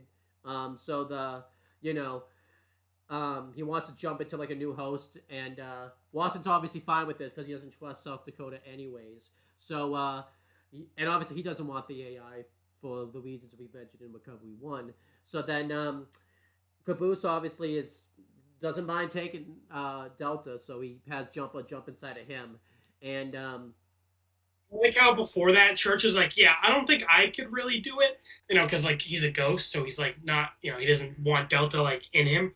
Mm-hmm. So but obviously Caboose cuts him off and is like, I'll do it. I like meeting new people. Again, was that another hint too? Yeah. Well, Church thinks he's a ghost, so he's like, I don't think I can really do it. Yeah. And I feel like we should mention the Church is obviously down, not really telling Washington like what he is, and we find out more about that later on because they come back to that. Well, I also like this because as you said, like Washington didn't tell them that the meta could like steal the freelancer's powers, and Church didn't tell him that Wyoming was on the ship. So like they're kind of like how in Recovery 1, Washington and Command were like keeping secrets from each other. Yeah. Same thing where like the Reds and Blues in Washington are like kind of like they're telling each other like need to know stuff. Like they don't really trust each other, and they're not really like sharing 100% info with them. Yeah. So I like that. So then they're kind of trying to figure out like what is going on with the meta and why the meta like didn't just kill Washington when he had the opportunity, and what Delta thinks is like the meta's not fully charged. That's why his suit malfunctioned. So this is where Washington pieces together that he might just trying to like go recharge himself. We don't know where he's going yet, but this is kind of like where they piece that together. And then so they're gonna try to like take out the meta before like he's fully recharged or anything like that. So then South Dakota recovers and basically says that she can like barely walk and everything like that. And Washington's like, good. Well, you're gonna have to like crawl because I'm not carrying you and I'm not gonna leave you here because I don't trust you. And I really like this scene from Delta right here. This probably is like one of my favorite. Well, other than the end of like Out of Mind, but I really like this one too. Delta like tells Washington that South Dakota has a past of basically wounded or put in a position of one of her teammates being killed to basically save herself, because he reveals that Delta was going to do the same, like she was going to do the same thing to Delta. And I really like this. Like Delta, obviously he's typically very analytical and thinks about things logically. Typically he'll give advice about what to do during battle, and this time around he does the same thing, that he tells Washington, like, I don't think she should get in the way of our progress anymore. And this time around, it's analytical, but you could also tell like Delta's kind of doing this a little bit like vengeance, because he had like very big emotion in his voice when he says this and everything like that, which was really cool. I love that. Yeah, where Delta, he doesn't say flat out kill her, but he's heavily implying it. Because South Dakota was about to leave him for dead, or to get captured by the meta. She shot Washington and left him for dead. And this is a pretty big thing where Delta says, as I found out in our travels, her brother North Dakota suffered a similar fate. Because if you remember, in Recovery 1, the meta killed North Dakota, and that's how Washington found South. Yeah. And South Dakota was acting very sad that her brother was dead. But here we found out that the reason North Dakota died is because South Dakota basically injured her brother North, so the meta would like attack him, so she could get away. So she's a real piece of shit. She fucking, injured her brother and like put him in his position to be killed, so she could like save her own skin. Yeah. And if you remember, like her whole thing was like she's like once an AI, and she was she was willing to kill Washington to get Delta. But then as soon as her own life was in danger, she was gonna ditch Delta. And that's not really what you do as like a soldier. It's very, soldiers are supposed to like go into bat and like basically go to whatever cost to save their teammates and everything. I know I probably shouldn't use the word teammates, but but everything like that. But they're supposed to basically like die for their team and everything like that. And South Dakota. Yeah, so this is basically 3 times in a row South Dakota was basically just willing to just ditch or nearly kill the people who are like trying to help her. So then, Washington's just like, cool, I don't trust her anyways. And then they do this scene that you typically see in movies and stuff, where like the villain will be like, or the person that's about to be shot, like, oh, what are you gonna do? Shoot me? And obviously, how it usually works is like the person will be like in a situation where they're thinking about it, but then they don't do it. Not Washington. Washington actually, I think before like South Dakota even finished that sentence, he just kills her like right straight up, which was like just shoots her cold. He's like mid-sentence, and Washington just shoots her in the head. Yeah. I really like this because it showed how cold, Washington was. Originally, I was a little disappointed with this scene, obviously, because, this was a big plot point that happened at the end of Recovery 1, so I'm kind of disappointed. I was a little disappointed with kind of how it went down, that they got rid of South Dakota so quickly. And you told me off camera that, like, the person who made Red versus Blue and everything like that, like, kind of wished that he had kept South Dakota around a lot longer and everything like that. But kind of watching this back and everything like that, I actually wasn't too disappointed about it, because I'm like, this actually fits Washington's character pretty well, and the whole reason he took this mission was to get revenge on South Dakota. It really wouldn't make sense if he just kept her around and like they did like a, and then like again he gets fucked. It would have made his character look bad if he kept her around and then she fucks him over again. Like he would look stupid then. Like, I like that he didn't want to take any chances and everything like that. So yeah, I agree. Washington's shown to be pretty smart. So yeah, him trusting South Dakota to like be on his team again, like it would have made him look dumb. And like you said, it does a good job showing like even though Wash is like the main protagonist, he's like not really like a good like he's a pretty cold blooded person. Yeah. Well, even I like Church's response really sums it up. Where Church is like, dude, you guys are some cold motherfuckers. Yeah. So it was really good. And I like how Caboose, like you said earlier, he was trying to like say he wasn't responsible for the grenade incident. But then as soon as, Washington shoots South Dakota, he's like, I would just like to let everyone know I have no issues walking and I take full responsibility for the grenade. Yeah. Like, Caboose is normally an idiot, but he's like, okay, you know what? I don't want this guy killing me. I take full responsibility. I'm sorry. Now, just because I'll just talk about this now, obviously, like, Caboose and Church are thinking, like, Washington's, like, a madman. I like the joke that they do. I just want to mention it now just because it kind of ties into, like, the South Dakota, like, killing scene and everything like that. Where, like, they're having, like, a conversation about this with Delta in the background. No, here. And in the background, because obviously, as it's mentioned, that's a recovery one. Like, they're supposed to, like, completely destroy the body. You just see, like, Washington's just doing all this, like, shit in the background to destroy this body, and Delta's just like, no, he's not a madman. This is typical protocol, but it's like, yeah, this does not look like typical protocol. What Washington's doing in the background, he's like he's destroying his body. I think more than he's done it like the last episodes where he's had to do like more than North. Oh yeah, normally he just like sets a charge and the bomb goes off. Here he's like setting up a bunch of explosives and he's like got a flamethrower. And then I like how Church is like, wow, I am filled with confidence. And then like a big ass explosion goes off in the background. I think he gave like South Dakota like extra treatment when it came to disposing that part. He's like, yeah, if I'm disposing this, I'm gonna have fun with this one type of thing. Like this was like a pleasure for him. Like, but yeah, Delta is talking about Epsilon to Church because they briefly mention at the crash site. Church asks Washington if he has an AI, and Washington says, like, no, I don't anymore. Yeah. And Church is like, oh, no, wait, I've heard of you. You're the guy who went nuts. So Church already kind of thought Washington had a screw loose, so this kind of, like, cemented it. Yeah. And Church thinks Wash is crazy. I think Delta kind of, like, let it slip a little bit about, like, that's what happened, too.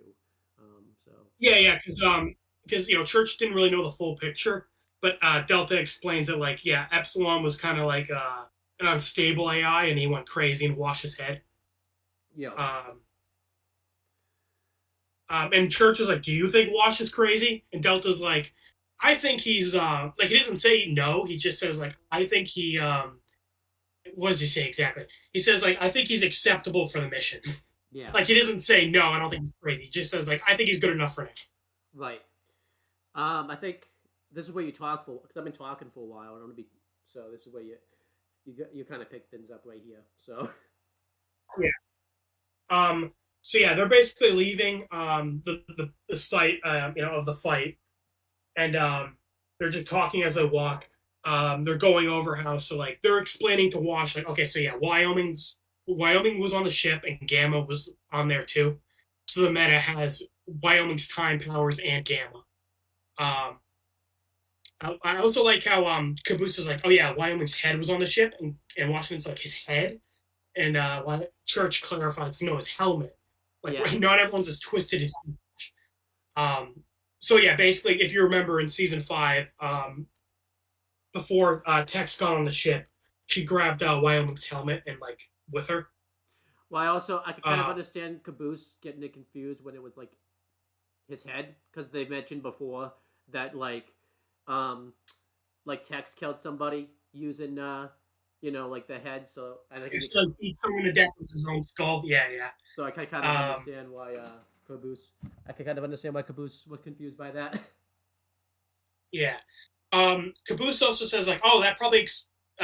It's funny that Caboose is the one that mentioned this because this is actually pretty smart. Caboose says, oh, maybe that's why it took the ship a year to crash. Because if you remember, the ship blew up at the end of Blood Gulch or at the end of season 5, and they're only now investigating it. And if you remember, they got Church has been at he left Blood Gulch like over a year ago. So it's like, wait, why did the ship only crash now? But it's been like over a year since season 5 happened. Right. So basically Wyoming's like time power like malfunctioned, and the ship like ended up crashing a year later. I wonder if they'll visit that, like maybe that's what 9 and 10's about. Maybe season 9 and 10 are about is like during that time, like what was going on, or if that's just gonna be like a thing.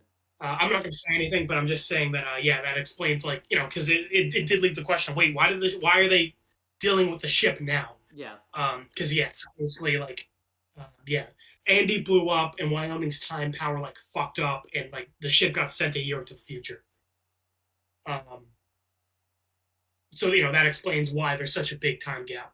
yeah. Um, Which I kind of like that. Like typically um, shows don't really go through like why there's such a big time like jump. I actually kind of like that. That was like a plot thing that happened in like in this episode. Like they actually explained that in this season. Like that's why there's a time jump.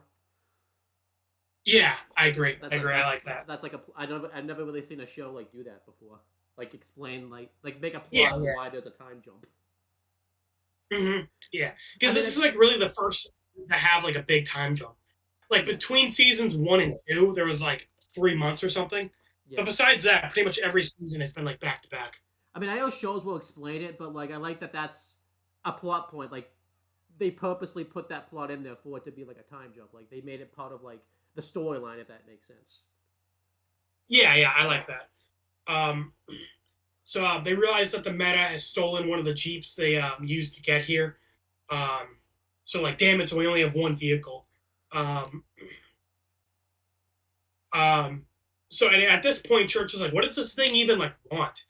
Like, why is he stealing these AIs?" And Church is like, "I understand like the armor because like it lets you have like cool superpowers, but these AI are just like annoying." Yeah, Um, and I like how Delta's like kind of offended. He's like, "I'm just gonna ignore that." So Washington kind of explains a bit more about how the AIs work and like Project Freelancer in general, so that the AI basically let them run their equipment and they couldn't like use them half the time if the AIs didn't like help them out. Um, and Project Freelancer's whole purpose was to experiment with AIs and like to create like a super soldier, but they can only get like one. Um, well, one smart AI, and Church is like confused. He's like, "Oh, like smart like Delta," and Washington's like, "No, Delta's not really like smart. He's just logical. Um, like smart means something different for AI, because like smart means like a full personality basically, whereas Delta doesn't like have emotions really besides being logical. yeah. Like that's why him caring about New York at the end of Out of Mind was like such a big deal because like it was him starting to get some emotions. And obviously, like why he like was vengeful about like dealing with South Dakota at the end, like Right, when right. So Delta's like one of the only ones who like was starting to like have a personality besides like he's logical. yeah. Um, I like to then he mentions like the alpha. This is like the first time we heard about it really. And then Washington like has that get shut down like immediately. Like he doesn't want to hear about that because that's all like the AIs talk about. And I originally thought this was gonna be like a comedy thing, like when he shut it down, like that okay, this is should be a comedic effect, but no, there's more to it than that. Why don't you explain why there's more to yeah, it than that? as as Washington's explaining like the AIs and what the project's trying to do with them. Um, Delta mentions the Alpha, like the first AI, and Washington's like, "Delta, stop!" And Delta's trying to say like, "Well, Washington, you had Upsilon, so surely you like remember it, right?" Um, but Washington's like, "I don't want to hear it. Shut down." And Church, he still doesn't trust Washington. He thinks he's crazy. So he's like, "Oh, what? You don't want us to hear this?" And Washington's like, "No, it's just a fairy tale. It's a myth. The Alpha isn't real. But these AI, they like think it's real and they like are obsessed with it and they'll always try to talk about it." Um, so yeah, Washington explains that yeah, the Project Freelancer only got one AI, but they needed more, so they like copied the AI, the Alpha. So Alpha was like the first one, and then then you got Beta and Delta and Gamma and so on and so forth. Um, so basically, Delta and all of them are clones of the first AI Alpha. So that's why they're obsessed with it because it's the original, and they're all like based off of that. Yeah. Um, but as we find out later on, like there's a bit more to it than that. Like they're not strictly just copying them, the Right. Alpha. But yeah, this is the first time that the alpha is mentioned, and I like that Church is the one to be like, "What's alpha?" Because as we find out later on, Yeah. it's kind of funny that Church is the one questioning what alpha is. I'm pretty sure too. Like, there's another thing that I think Church is the one that pieces together that they were like copying them and everything like that, and like Delta even points out to Church like, yeah, that's a good point type of thing. So I like that Church. It's kind of the one that's like coming like he's kind of Oh yeah. You know, he's like something that they mentioned later on is that during this whole conversation, whenever like Church and Delta keep agreeing with each other. Yeah. Delta mentions like, okay, let's not worry about the meta right now. It's gone. We should just focus on something else. And Church was like, yeah, that makes sense. Yeah. And like you said here, Church is the one to bring up like, oh, the meta probably needs power because like, what if all of that what if all of its powers like can't run on one suit? Like what if it like needs a shit ton of power to operate? And Delta's like, oh, that's a good point. Here also, Washington mentions a pretty good point. That this ends up being important. That with the alpha, like it's such a big deal that a bunch of freelancers in the past, broke in to the main base to try to steal the alpha. Right. Because this ends up being known as the freelancer break-in. This ends up being a really big deal, like for the future, or also the past. This was like a big thing. That Project Freelancer basically had like a civil war, where a bunch of freelancers like went rogue and tried to like steal the alpha. Right. But I really like this scene. It was a really good way of like explaining because we got like a bit more of what the Project Freelancer like these AI things were like in Recovery 1, but this was a really good like explanation of it that we really got in this season and everything like that because in the full show we never really gotten it and everything like that. So this was really cool. And this was cool because we've already met some. We know Delta, we know Omega, and we know Gamma. So these are characters that like we've known for a while. Yeah. So it's kind of cool that like now we're getting an explanation of like, okay, how are these guys all like connected? Right. This is kind of cool because like we mentioned before, that some of these AI are like good, some of them are bad. So like them get like how do they get these personalities? Where some of them became good and some of them became bad. Like Omega was bad and Gamma we found out was evil later on. So this is kind of cool to kind of get that explanation that like they gain these personalities later on and everything like that. So this is cool. Yeah. When we find out like why exactly they are the way they are, it makes a lot of sense. But yeah, for now, we just know that they're kind of like clones of Alpha, the original AI. And this is also important because we're going to mention it later on. But the chairman and the director, a big part of their conversations at this point is that the Project Freelancer should only have one AI. But according to records, like there have been multiple agents with different AIs at the same time. So the government is like, what's the deal with that? You're supposed to only have one AI, so why do you have multiple? I will say this. This is I was keeping up pretty well with their conversation. This is probably where I lost their conversation in the first watch a little bit because this scene like gives you a lot of information. So I think I probably lost their. And it was right after like Washington killed South Dakota and everything. So this is probably where I kind of lost their like conversation a little bit right here. So yeah. This episode in particular was like a big like info dump, and we're finding about like what the meta is, why it wants the AI and the powers. Yeah. We found out about the alpha and like what Project Freelancer is like what their purpose is. That like they're basically like experimenting with AI and like trying to make super soldiers. And then now another big thing is Command radios Washington, and they mentioned a recovery beacon. And at first, Washington thinks like, oh, the meta is like attacking another freelancer agent, but not quite. The beacon isn't going off of an agent that the meta is attacking. The beacon is going off of the meta itself. Yeah. So this reveals that this beacon is going on for Agent Main. So basically, Washington confirms that yes, the meta is Agent Main. Yeah, this was like huge. This is probably why I lost their conversation because there's so much information in here. How could you have kept track of the conversation? Like, I like that we're like slowly piecing together like what the meta is because in Recovery 1 we barely saw it, Only thing we knew was that it was hunting down freelancer agents and taking their powers and the AI. Now we're finding out, like, okay, like we're seeing it for the first time. It went to the crash site. It stole Omega and Gamma and Wyoming's powers. Um, and now we're finding out, like, okay, it wants the AI and the powers, and like it needs a shit ton of energy to like run it properly. And now we're finding out, okay, it's Agent Main. Um, so then continuing. Well, one more thing that you have to say, and then I'll go. Right, right. So basically they find out that it's going to need a shit ton of energy to like properly run. So they got to figure out where it's going. And Church and Caboose kind of look at each other and are like, we think we know where it's going. And Owen, I think he didn't like quite point it out, figure it out the first time through, and I had to tell him that this is O'Malley's base from season 3. If you remember, Omega, when it was possessing Doc, basically took over this power plant and made it took it over.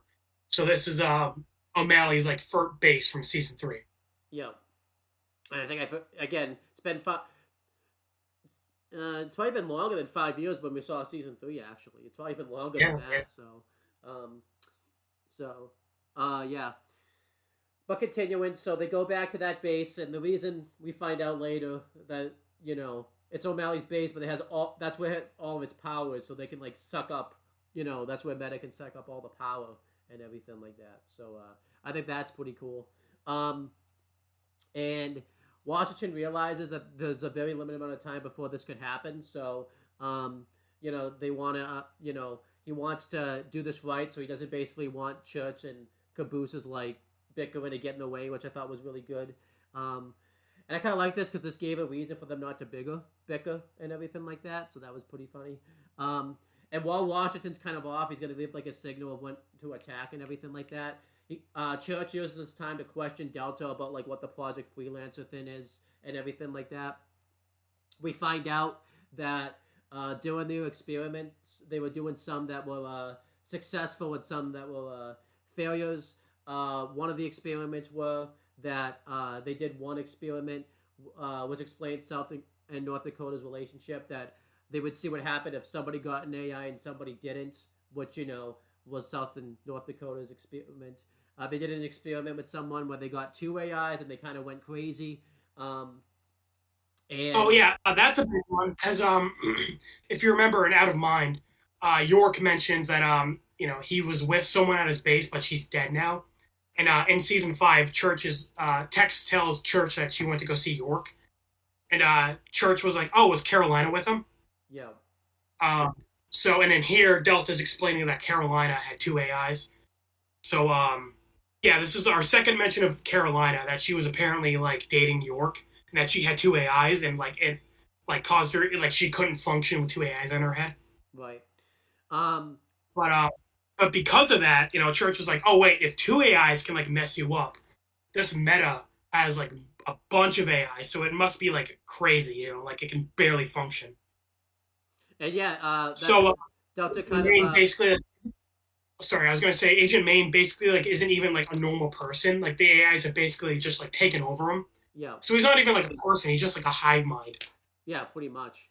And he kind of talks about the alpha a little bit more. That's like kind of like what the AIs kind of like. They want to meet the alpha and everything like that, and that's why Agent Main / the Meta is kind of looking to get the alpha, because since that's the main one. Then all of the other ones can meet the alpha and everything like that. So that was kind of really cool. And doing all of this, I forgot to mention this too. It cuts to this before they even get there. We just kind of see there's like a typical it's just a typical like red base, and what ends up happening is what's his name? Agent Main / the Meta. Attacks, I think, one of the guys because they're like having a conversation, and then like I think it just shows like in camera view like the person talking to the other guy, and we see that like Agent Main I think what he did was he attacked him and like stole his armor and like made it look. Well, like we see later on. So basically, like the Meta can like change color. So like it's normally white, but it can like change to red if it wants to. So he attacks the other goat, and you know, I forgot to mention that originally. I think probably you were supposed to talk about it, or I was, but because it happens. I think at the end of like the episode you talked about, so that's and it's like a ending type of thing. Yeah, well, you're talking about the power plant stuff, so I thought, but also I like how when they get there, Washington's like, okay, the meta's probably here, and then Church is like, yeah, all the dead bodies on the beach probably made that pretty clear. Yeah. You know, so yeah, the meta like wanted to get to the space to like steal a bunch of energy, and it just killed all the people here. But that's a big thing I liked about season 6 versus other seasons. I like that there's a lot of background characters this time around. Like it's not just the typical reds and blues. We are actually seeing like there's other people like around and everything like that. We kind of saw that a little bit. I think it was season 3, which we saw that there was just like 2 people having like an Xbox Live, which was that kind of makes that episode like a little weird. Cause like, what if did the meta like take out their like? What if the meta like walked in doing like an Xbox Live match and everything like that? Like, what the hell would have happened then? That would. Yeah, that'd be funny. Yeah, but so then what ends up happening is Washington sees the meta and he gives the signal and he basically throws a grenade at the meta and it blows up and he says now. And I really like this is probably my favorite fight scene of the whole season is this fight scene that Washington and the meta have with each other. This looked like exactly like they took the game footage and edited it really well and did a really good job of it. You see like Washington's like shooting at the meta and he's like punching it and everything like that. I think it's meant to, it's obviously in Halo it's different. Usually when there's a punch it's like a knife, but this definitely seems like he's like full on just punching the meta. That's what's supposed to be happening here, I think. And the meta wounds Washington like pretty badly. Like I think he like rams him into like the wall and he like falls to the ground for a little bit. And then doing all of this, Church and like Caboose Delta gives like, he is asking if we should have Caboose like go off and kind of go and zoom in. And Church is like, yeah, just do it. And then Church, shoots at the meta, and when obviously he doesn't get the shot. There's like it's not a windmill, but it's got a windmill that's spinning around, and it bounces off the windmill, bounces off another wall, and then it's several walls, and he ends up it bounces off so many things that it ends up getting the meta, and he ruins the meta. And Church is obviously really happy about this because obviously he never gets his shot. And Washington didn't even let him have that. Washington's just like, you gotta call it, dude. That doesn't count. Like, come on, Washington. You couldn't have Church like have that one. No one victory. That's like the only time he's ever gotten a shot off. Oh yeah. Before that, I was gonna say the fight with Washington in the meta. Actually, I didn't like it that much. I thought they like cut too much, and okay. I think because the music has been pretty good this season, but that scene was really lacking music, and I feel like it definitely would have helped. I mean, maybe I'm a little biased because again, we're not at that point where their Rooster Teeth is like doing their own animation for fight scenes. So it like this stands out more like in hindsight, whereas they put a lot of budget into future fight scenes, whereas here. Like obviously they're just still using the Halo game engine. Yeah, that's fair. I mean, you have to remember, I haven't watched the later seasons yet, so that's probably why I like this is the first time going through it. So right, so I'm just like in hindsight, this doesn't look very good compared to like future stuff. I mean, hey, this could be the Death Note movie all over again. Remember in the old movie, I was just like not liking how they changed those character and everything like that. Then the Death Note movie like changed my mind to that. I'm like, oh yeah, never mind. That was fine. You're like, yeah, in hindsight, no, the old movie's all right compared to that shitstorm. Yeah. This wasn't necessarily bad. Like it's pretty quick. Like it's only like a minute long fight scene, so it doesn't like overstay its welcome. I get. I just think like the lack of music and like the camera cuts are like constant. It camera cuts like 30 times. Yeah, that's fair. So yeah, that's why I wasn't a big fan of it. Like I think previously when they had the fight scene with the meta, before South Dakota died, it was like quick enough where like it didn't like overstay its welcome. So that's why I think I like that one more. So then, they basically have the meta wounded by this point. I don't know if they could have fully beaten the meta, but they probably could have like gotten close to it and everything like that. But then what happens? Yeah, which is what the meta is like still low on power, and it's injured now. So they had a pretty good shot at beating it. Yeah. But then they had this music go off all of a sudden, and then the Reds pull up in the Warthog and basically fuck up the whole thing. But again, I like this because this was a comedy thing, but the meta planned for. I don't know if the meta planned for this, but this was. I feel like this was like a backup plan in case it got to this point. So I kind of like this that this made the meta look like an even better villain, and everything like that. And the Reds and the Reds start shooting at Church and Washington, and obviously this ends up kind of biting them in the ass. Basically, everybody in the ass because this allows the meta to go charge up and get full power, and it also allows the meta. We see this. We don't see this happen, but this happens off screen. The meta wounds Caboose enough where he's able to steal the AI, and I really like this scene right here. You got to actually this is the first time we've actually seen the meta actually steal somebody's AI. So you got to kind of see you see Delta pop up, and you see all these AI around the meta, and you see the AI are happy to see Delta and everything like that. But this was actually a really cool scene. I really like this scene, Yeah, it was also really creepy too, seeing all the AI talking and being like, Delta, we missed you, Delta. It's also cool because we see a bunch of AI we haven't met before, but we also see Omega and Gamma in there. Yeah. So this was. Well, I mean, you might have been able to recognize Omega, but I don't think we've seen Gamma, what he looks like outside of his computer. So you probably wouldn't recognize him, but I recognized him in retrospect. Yeah. So that's cool. And then obviously the next scene's obviously everything we mentioned earlier with the Reds, and then when they actually come back to everything, we see that the Reds are shooting at Church and Washington, and obviously Washington uses a speaker to give a message out, basically telling But before I mention this scene, what I liked about this is Griff and Sarge are both giving Simmons instructions, but they're both doing it pretty badly and everything like that, and I thought that was really funny. Yeah. And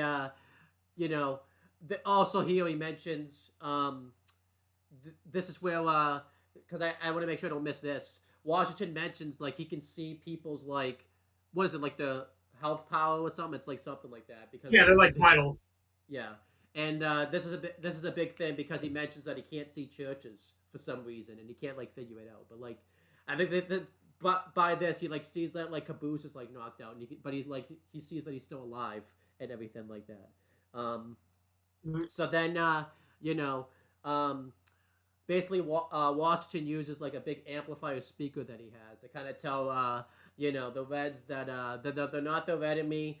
They're basically the meta did this to kind of have us fight each other so that way that they could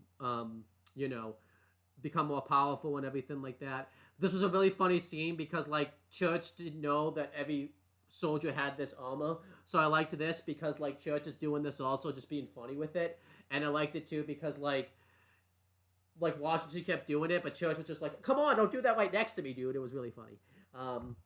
Yeah. So what ends up happening? I like how Church was using the megaphone. He was like, "This is the voice of God. Join the blue team." He's just fucking around with it, like you said. Yeah. Well, I also like the joke where when Wash says Caboose is injured, Church steps out of he's tries to shoot at Caboose, and he's like, "How about now?" And Washington's "Stop that!" Also, and Church was like, "Fuck, the sun was in my eyes." I like too, he mentioned.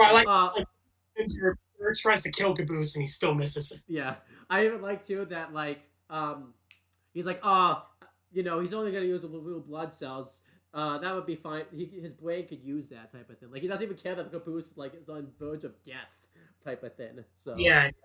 I love that. Yeah, and Washington of course is pissed off because they're wasting time. They want to go capture the meta because I think the lights start flickering, so he could tell that the meta is back to trying to absorb a bunch of energy from the power plant. Yeah. So then this continues. What ends up happening is Griff kind of gets sick that of Sarge for not believing in him as a leader. So what ends up doing is the meta I think didn't he go back to like his original attire at one point, but then he went back to the red attire like to go load up like the tank. I'm pretty sure that's what he does.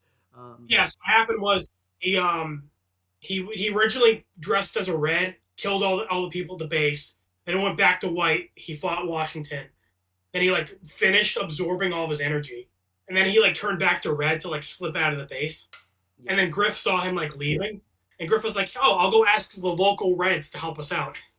And not knowing he's the Met. Yeah. Um, you know, and then Griff is like trying to be pretty respectful towards him.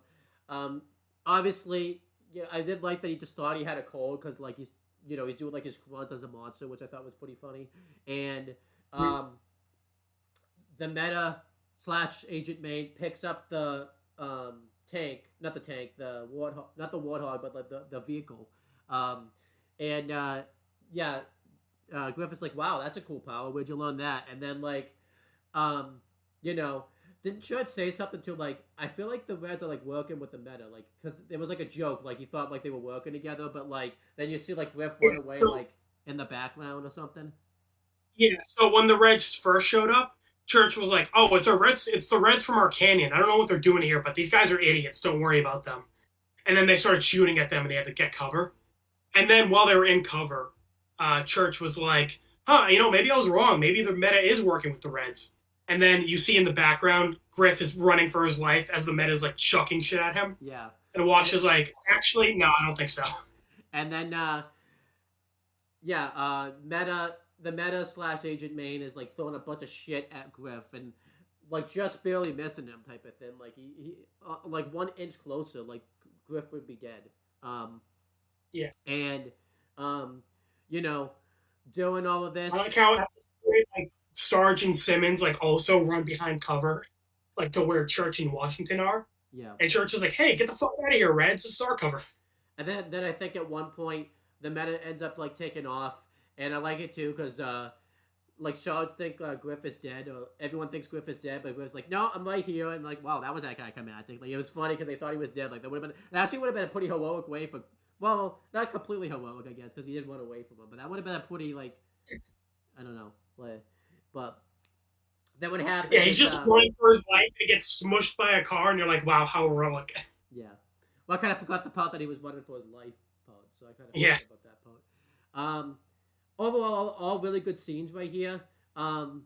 A lot happens. Again, it's so tough. It's not tough to keep track, but it's just there was so much stuff that happened at the main base and everything like that. At O'Malley's base, that like you had to like figure out everything that happened. So yeah, because a lot of the season up to this point is like you said, like traveling, and they didn't really stick to one location for too long. So this is like the first stop where it's like they're there for a while. Yeah.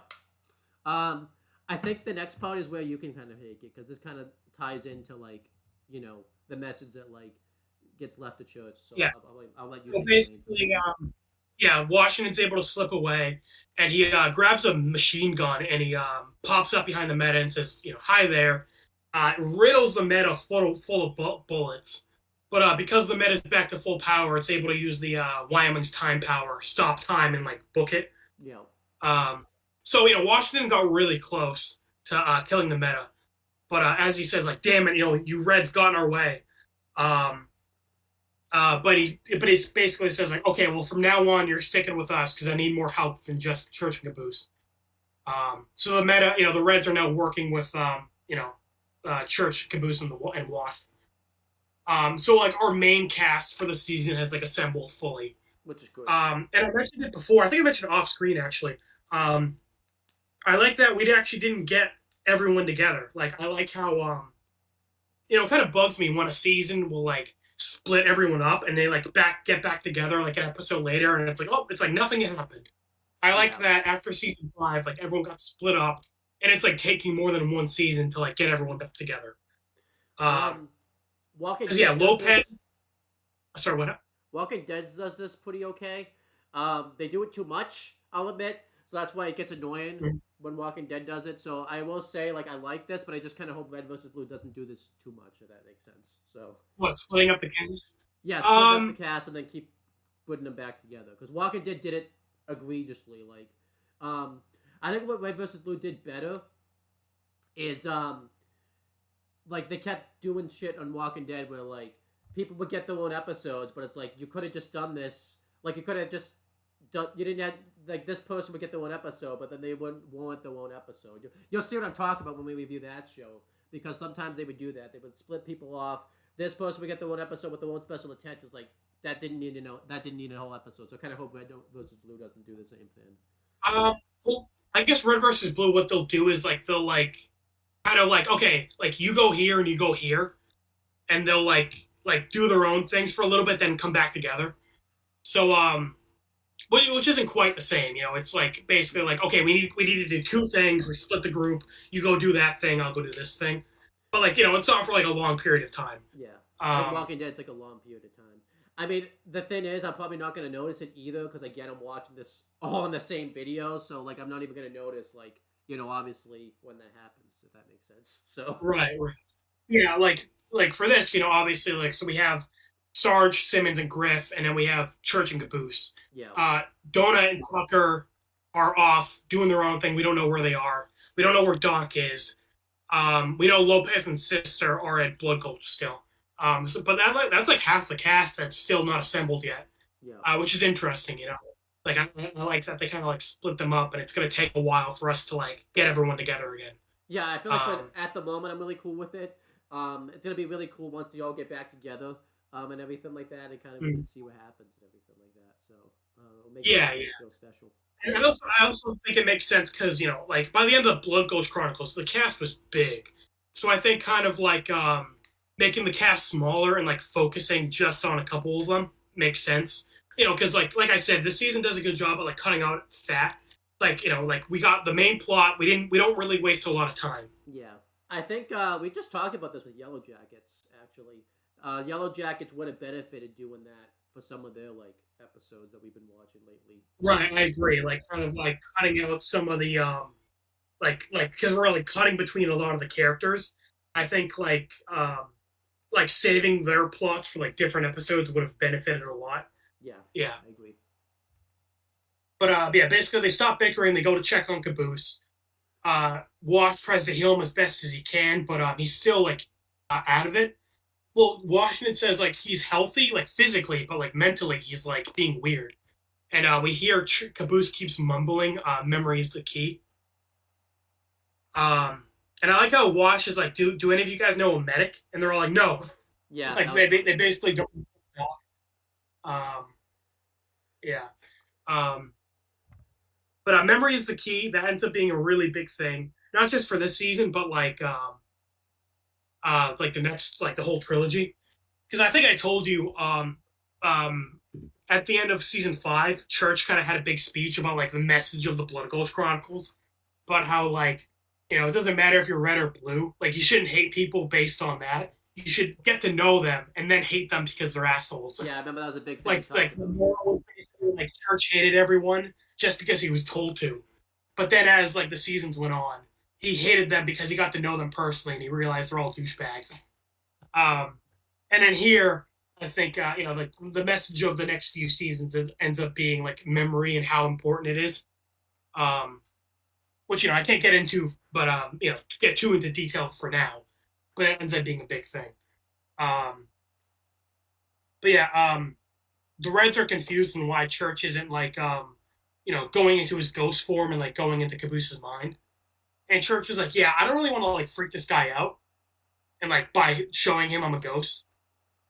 So he's like, hey, can you guys like go distract him while I do that? So Simmons like goes to you know talk to Wash and like kind of keep him busy while Church goes in like goes into Caboose's mind. So Church does that. If you remember from you know the earlier seasons, yeah, like Church can do this. He can go into Caboose's mind, and we see like you know we saw it before like Caboose's like versions of everyone. You know how like they're all like way different from the real versions. Right.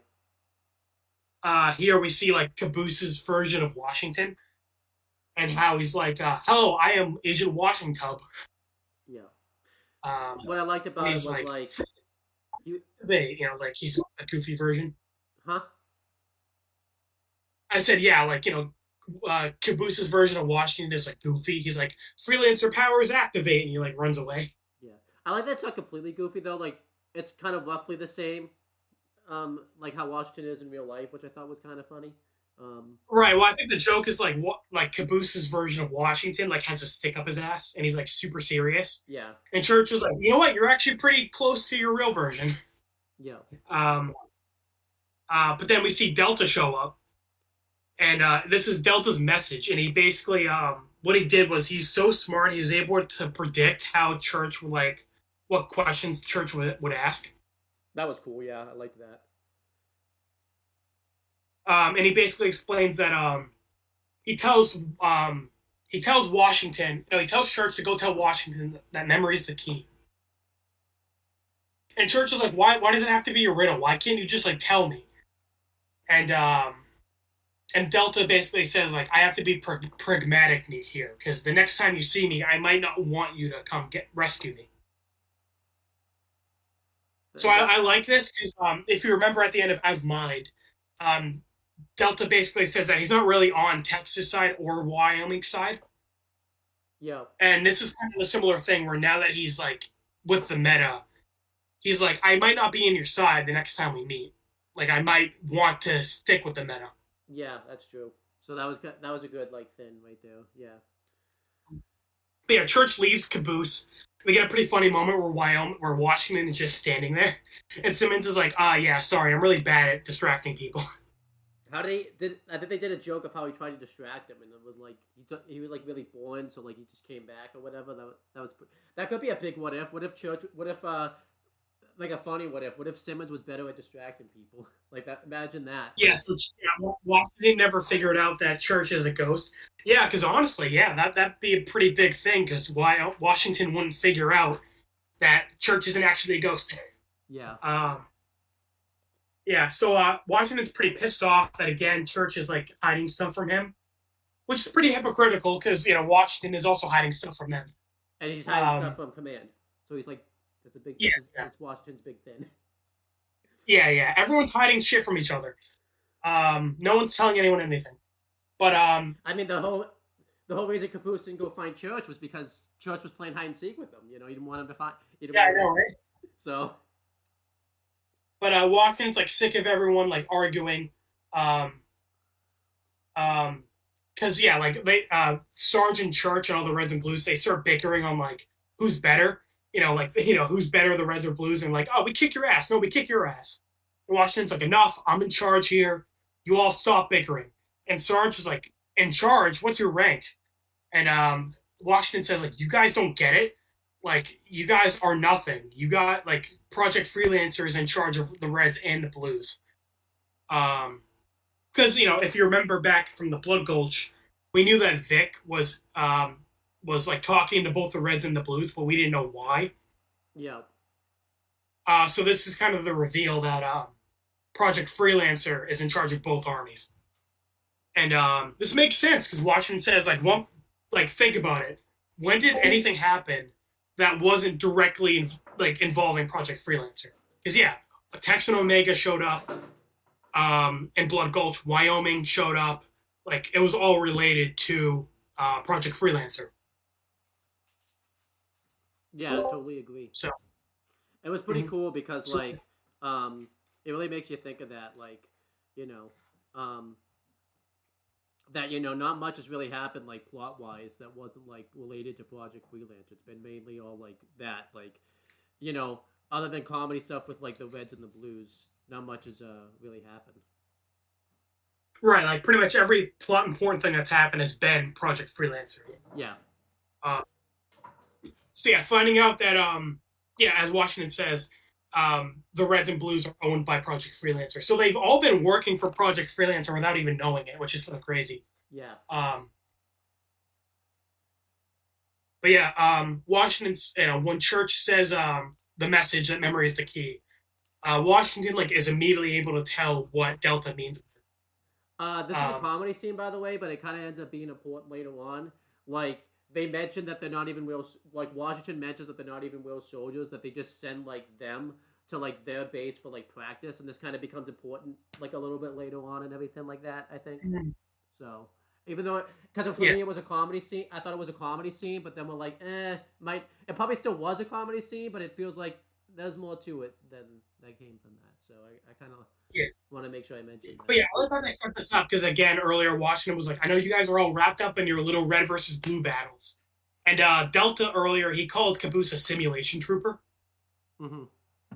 So like obviously, so like they did a good job hinting at it, and obviously in the previous seasons we knew about Vic and how he's like talking to both the Reds and the Blues. So that was like this has been like a big thing since like season 1. That it's kind of like a mystery of like what's going on. Like, is someone like playing both sides of the war? Yeah, I remember this. Yeah. Yeah. So yeah, Washington basically says that we're gonna go to command, like which again that's also a pretty big deal because command has been a big thing since season 1. So Washington going to saying that we're gonna go invade command, that's a big deal. Oh, that like was the awesome. source of everything. Yeah, and that was like the cliffhanger for the episode. Yeah, so basically before they go to command, because they're down vehicles and like they need a way to get to command and infiltrate it, they go to Outpost 17B, which is where the ship crashed, and we see that the Reds have stolen a jeep and they're on a big chase with the recovery agents who are already there. Yeah, since we're coming connected to that, this probably could have been where like the recording of text got played instead of earlier, but it's whatever. And then again, maybe it would have got lost in the shuffle with all the stuff that the Reds are doing. Maybe it was kind of good that they kind of went on their own type of thing. So yeah. Yeah, I mean, I don't know. It could have gone either way. But yeah, I like how Washington and like the Blues are like watching like from afar, and I like how Wash does like a Sarge impression, where he's like, "We're better vehicles than the Blue," like he's doing like the Southern accent. I think it's funny like how Don Sarge Wash is. But doing all this, I guess I'll talk about all the Reds stuff first. The Reds, are getting into a shootout with just like another blue team, I think it was. If you remember, like the recovery agents that are like at that were there before. Oh yeah. So these are also freelancer like employees. Yeah. So they're all getting into a shootout. And at first the Reds aren't really being too successful. They do a thing where they try to like go into one like a base and like I think what the plan was either they were gonna try to see if they could like maybe shoot at the Reds like when they came out, but it didn't really work out for them. So they keep driving. It's basically like a car chase pretty much. And what ends up happening is they hit the brakes, I think, and what ends up happening is like the vehicle that the freelancers are in, they drive off the cliff and they completely destroy the vehicle and everything like that. And obviously, it's a pretty cool scene. Like they're like it looks like the Reds are about to drive off the cliff, but they like break at the last second. Yeah, that was cool. So the recovery agents like they didn't break in time, so they go flying off the cliff. And then Simmons and like the machine gun shoots them and they blow up midair. That was pretty cool. Yeah. And obviously the Reds are happy about that, so they actually like did something like notable. But then Washington reminds them like, you forget why we did this. We needed that vehicle because we're still down a vehicle. So like even though the Reds actually like did something cool and like they actually did like good in a fight, it bit them in the ass still. Right. I do like the response. Wash was like, we needed that vehicle, and Griff was like, yeah, we needed to not die. Yeah. So so then what ends up happening, I'm probably going to be talking about the beginning of this, and you're going to be talking about the end of it, I think. Then a big ship pops up, basically ready to kill the Reds, but Washington and everyone's kind of running away from this, and then, Washington looks over because we see, like, because the only reason Washington went on, I actually like Washington, was like, again, I got to bail you guys out of fucking trouble again. I'm starting to hate this part of the job, which I thought was funny that he said that earlier. So, then we see, like, good job with Washington. The straight man, he's just so done with all the Reds and Blues bullshit. Yeah. So then he looks over at Caboose and Church. This leads to your turn to talk about this. Yeah. So if you remember, back when they were at the crash site, Texas' ship was at one of the bases, and Church wanted to go see it, but Washington stopped him. So here, now that Washington is like busy trying to help the Reds, he wants to go sneak off and go find Tex. So he leaves his body with Caboose and to go check on the base. And I like Caboose's. They do a pretty funny joke here where he's like, "Please don't leave me alone with your body. It stares at me. It's really creepy." And when Church leaves, it's the camera zooms in on Church's body, and Caboose is like, "Stop that." It's pretty funny. But yeah, Church possesses one of the blue soldiers, and he says he goes into the base, and he's like, "Oh yeah, the sergeant told me to go check on the base," and the other guy is like, you mean the commander?" And Church is like, "Oh yeah, sure, whatever." So he does a pretty good job at lying, but he goes into the base. Washington off in the distance sees that one of the blue soldiers is going into the base, and he realizes like, oh shit, Church must have possessed that guy. Because he goes to talk to Caboose on the radio. And he's like, hey, where's Church right now? Caboose is trying to cover for Church. Wash is like, oh, really? Let me talk to him. But as Caboose is trying to cover for him, Church's body just like falls over. Yeah. So that's pretty funny. Washington like basically ditches the Reds to go check on Church. Church is like looking at the base, like trying to find Tex's ghost. And he's like, Tex, are you here? And he calls her Allison. That was cool because we found out her real name out of mind, but this was the first time that like Church called her by her real name. And I think we questioned this originally not in mind, like, did the Blues know her real name? So that's kind of cool that, like, you know. Well, it makes sense Church knows, they used to date. Yeah. But the other blue soldier holds Church at gunpoint, and he's like, hey, you're acting real suspicious. But Wash comes up behind the blue guy and like knocks him out and saves Church. And Church is like, hey, I don't get it. She's a ghost like me. Like, she should be here. And Wash is trying to comfort Church a little bit. He's like, look, we've all lost people. But then he kind of quickly becomes an asshole. And he's like, but like, shut up and stop getting in the way of my mission. Yeah. Like, so he doesn't really have any sympathy for Church. But yeah, this kind of, again, adds to the mystery because as we find out later, Church isn't really a ghost. So that kind of adds to the mystery of like, well, wait. If Church isn't a ghost, then what's Tex? Did she die? Mm-hmm. Again, I can't say anything for now. Yeah. But yeah, because again, she's not here, so she should be here. So it's like, what is she? But they go outside again. Church kind of has to put his trying to find Tex on hold because to get back to fighting the meta. They go outside, and the Reds are still running for their lives away from the helicopter. So Washington has to deal with it. And I like Griffin's Church have a bet where like Griffin's like, hey, $10 says he dies in the first minute. And yeah. Church is like, yeah, I'll take that action. And Washington does a really good job. He notices some explosives like high up. So he like leads the helicopter to the cliff, knocks the explosives, knocks the like bomb onto the jump thing that Church was on earlier, sends the bomb flying, and detonates the bomb midair and blows up the helicopter. That was a really good like scene. I liked that. Yeah, it's so that like, showing that like freelancer agents are like badasses. Yeah. And then I guess I talk about this scene now. So pretty much now they don't have another vehicle, and they have no way to get it into command. So they're kind of trying to figure that out.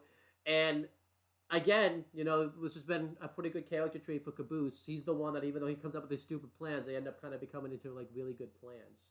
He comes up with the plan that, basically we just go there and pose as freelancers. And at first, Washington and Church poking holes at this theory because obviously they're not freelancers.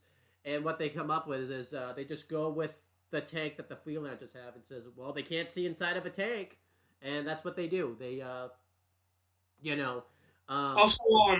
they do a pretty funny joke where the Reds are like, hey, we don't want to, get ourselves killed. So Washington is like, okay, what do you guys want? I'll give you something if you, like, help us. And they all, like, talk. And then Sarge is like, okay, you have to demote Griff to, like, minor private first class sucking. And Washington's like, deal. And Griff is like, you do realize you just, like, signed us up for a suicide mission so you can insult me, right? And Sarge is like, yep, it's worth it. Yep. So then, Yeah, they basically go through command. They got through without any problems. I like that Church is over explaining it. Like they had already bought it, but Church is like trying to like come up with like a fake story about like how people died and stuff. And Walsh is like, okay, stop. They already buy it. You don't need to do that anymore. Um, Yeah. it all looks like it's gone well. It doesn't look like any flaws in the plan. But we find out the meta was like, I think I don't even think he went intangible actually either. But like he was like riding behind the tank. I mean, you find out that Washington. I'll just say this now: like Washington planned that the weather would follow them and everything like that. So that was pretty cool. It makes sense because if remember the meta was following him in Recovery 1, and it was following him earlier this season. So yeah, if Washington didn't think the meta would follow him again, that would make him look dumb. But I think they did a good job. It's like, okay, Wash is pretty smart. The meta followed him twice, so it's like it makes sense he would do it a third time. Yeah. So then they get to command. What are they even like? Because it's where the Reds are the whole time when Church and Washington they're like the. Oh yes, yeah, so they're basically they're just like in a little building that's like connected to command. Okay, because that's one thing you never really know where they are because obviously it's a Halo game, so you don't really know exactly like what's supposed to be what. So that's why I didn't really know like where they were supposed to be. So yeah, well, you see like a big building off in the distance, and then you see like they're in like a little smaller one. Yeah. So I think the idea is like Washington Church, or like when they go off, they're in that big building, whereas the Reds are like in that little one. So Washington comes up with a plan to take Church as his prisoner. Well, obviously, Church would pose as a prisoner. Caboose didn't realize this. That's why I'm explaining this, because if I explained it to Caboose this way, the Caboose would have thought he was actually but Church's going to pose as a prisoner. Basically they're going to go do what they're ever going to do. He doesn't really go into detail about his plan, because obviously, us as the fans weren't really supposed to know yet, so he doesn't go into detail what's meant to happen. But he basically, he tells the Reds not to touch anything, and that, if we get found out, to basically be prepared for it. And they ask, what the signal is, and basically Washington says that if you see a bunch of freelancers running towards your direction, then you know we've been found out. And there's a specific reason that Washington wants to take Church, because Caboose offers to pose as the prisoner instead, but Washington doesn't want Caboose to. So when I was doing this, I was like, okay, there's a clear reason he wants Church to be the prisoner. So there was more to this later on. Yeah. So how should we kind of do this? So we talk about everything that the Reds do, kind of while Church and Washington go off and do their thing now, and then I'll talk about all the Red stuff first. So yeah, Washington Church leave, and then while they're gone, Washington says stay out of trouble, but if the alarms go off, break some shit.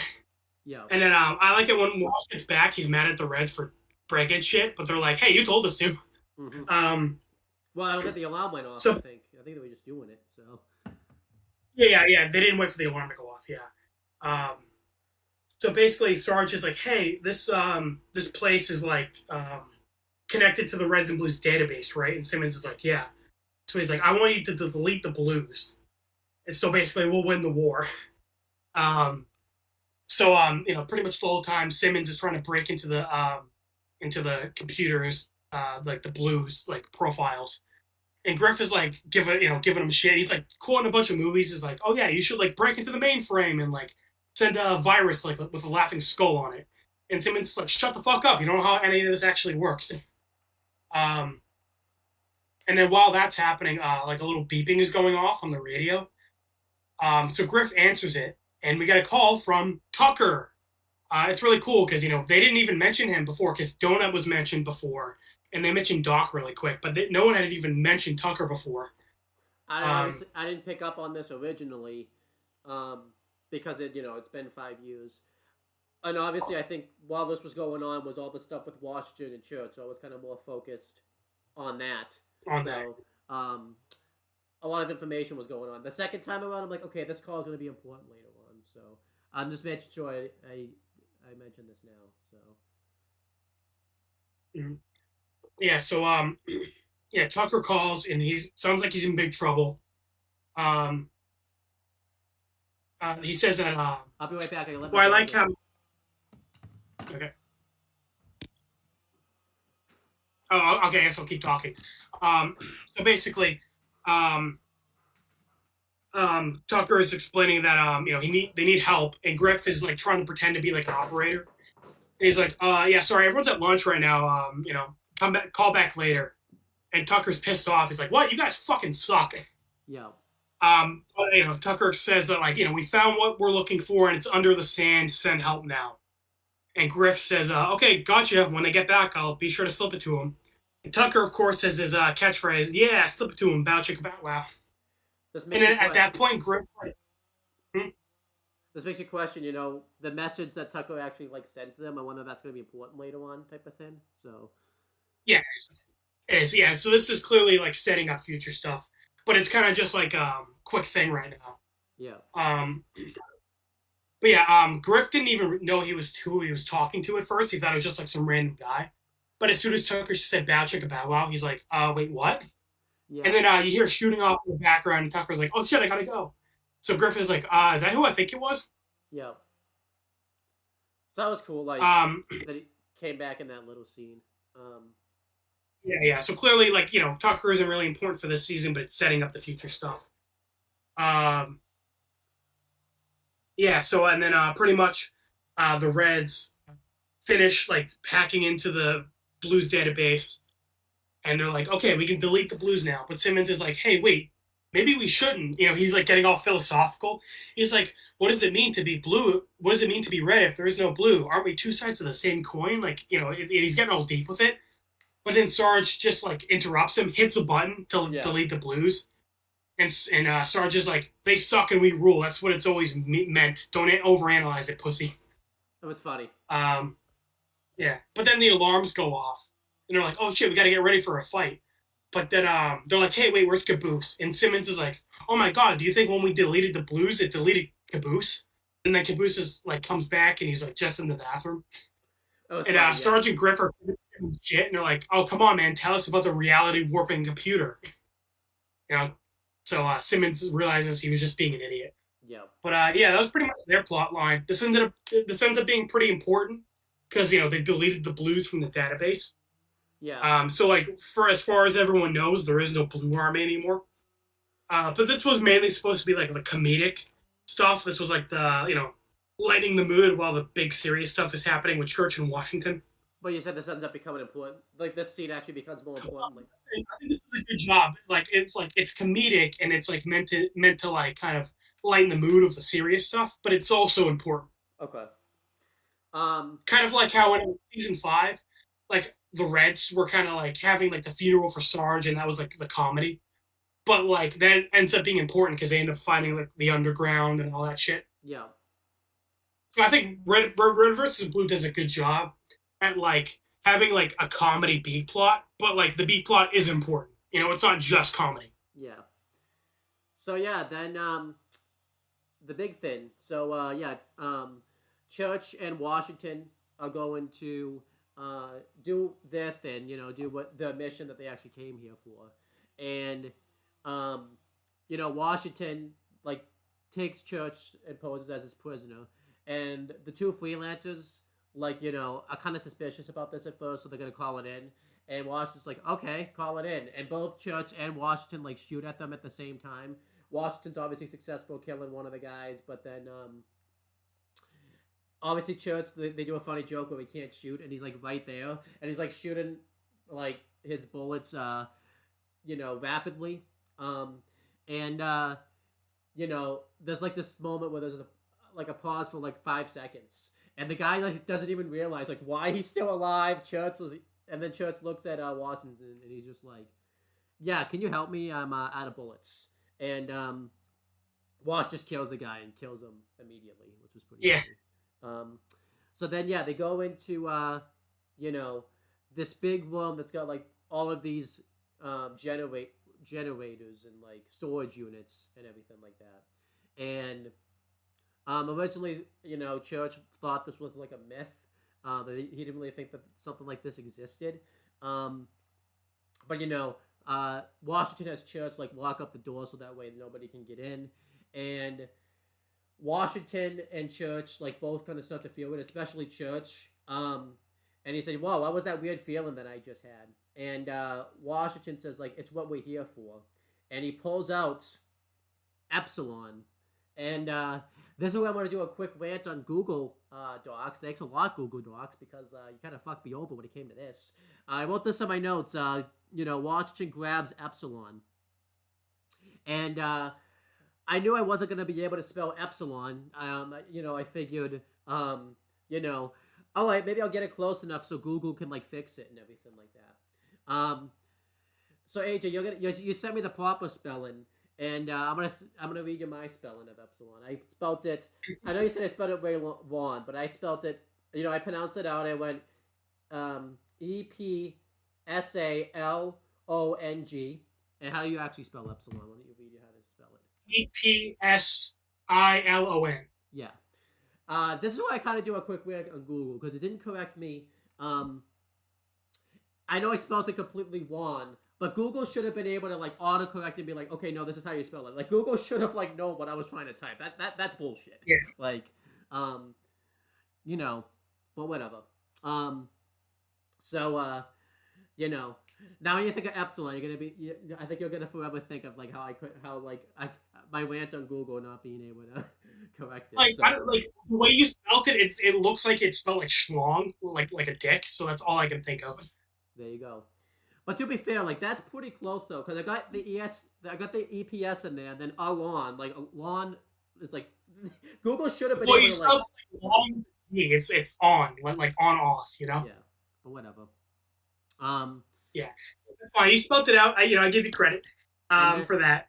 But yeah, Washington pulls out Epsilon, and this is really cool because you get some flashbacks here.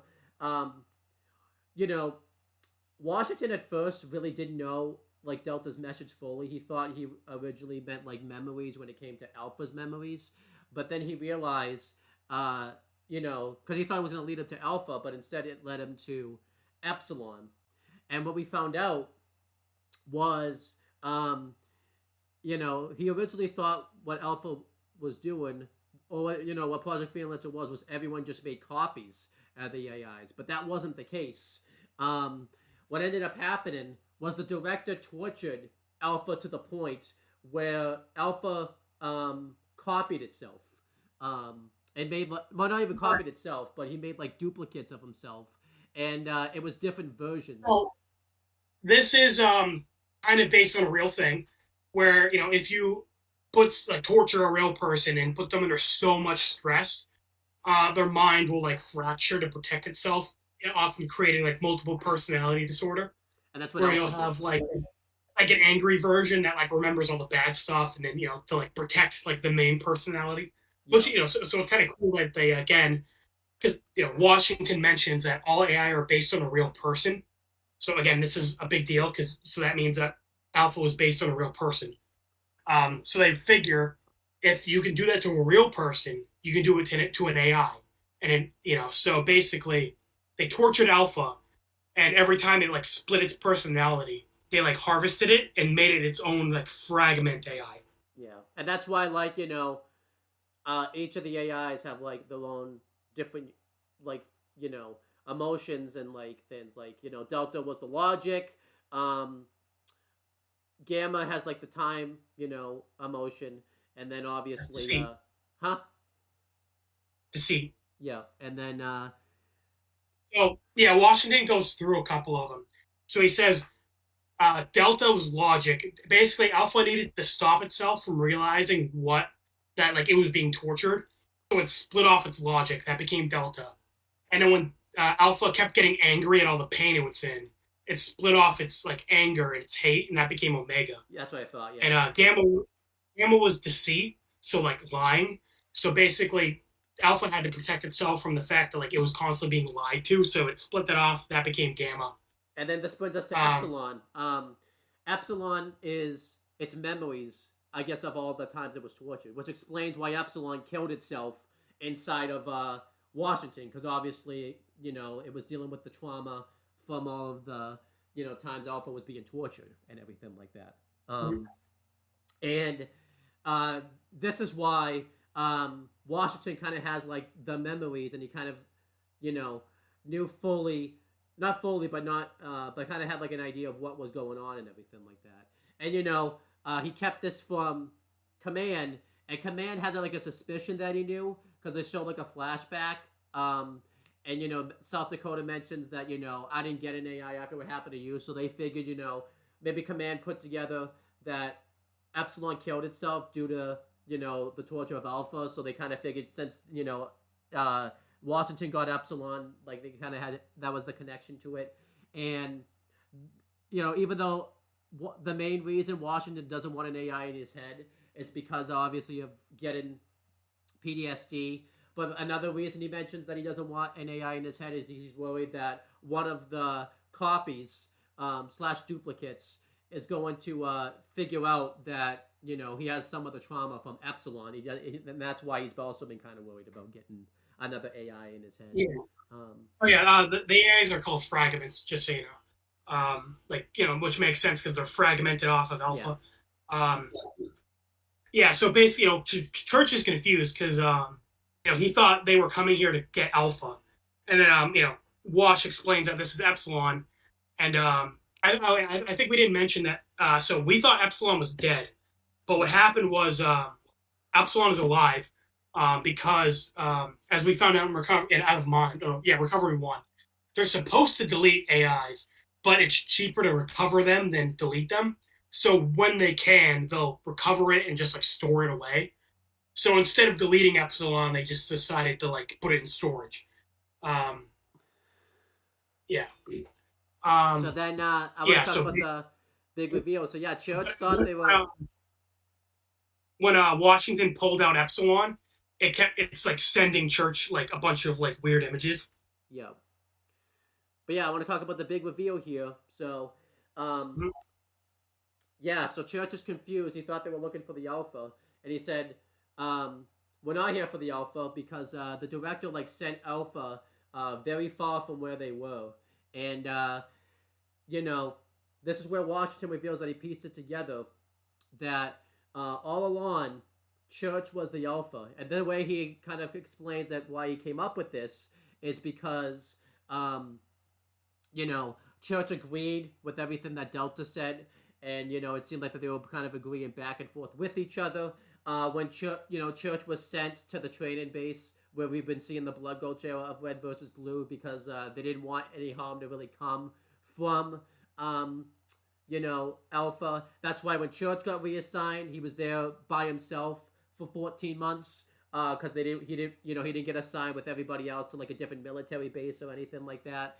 And like Church isn't gonna be able to really believe he's an AI because his program doesn't want him to. And then obviously another reason is because when Omega, because I pointed this out, we forgot about this, but AJ had to remind me that in season 5 when Omega went inside of him, Church didn't feel anything. I remember I pointed out. I wonder if they're gonna come back to that. I wonder if there's gonna be a reason for that. Well, that was the reason like Church didn't feel anything when Omega went inside of him because that's like a personality of him. So. Right. It makes sense that Omega wouldn't be able to affect him because it's him basically. Omega is Church's hate. So I have a list of some hints. Like you listed the big ones that like Washington pointed out. Yeah, but there are a couple other ones. I want to think if I'm missing any others just in case. I can't really think of any other one that I didn't say that like Washington said. I think I said all the big ones Washington said. So in Blood Gulch, Red Base was called Red. So whenever they would call command, they would say the name of their base.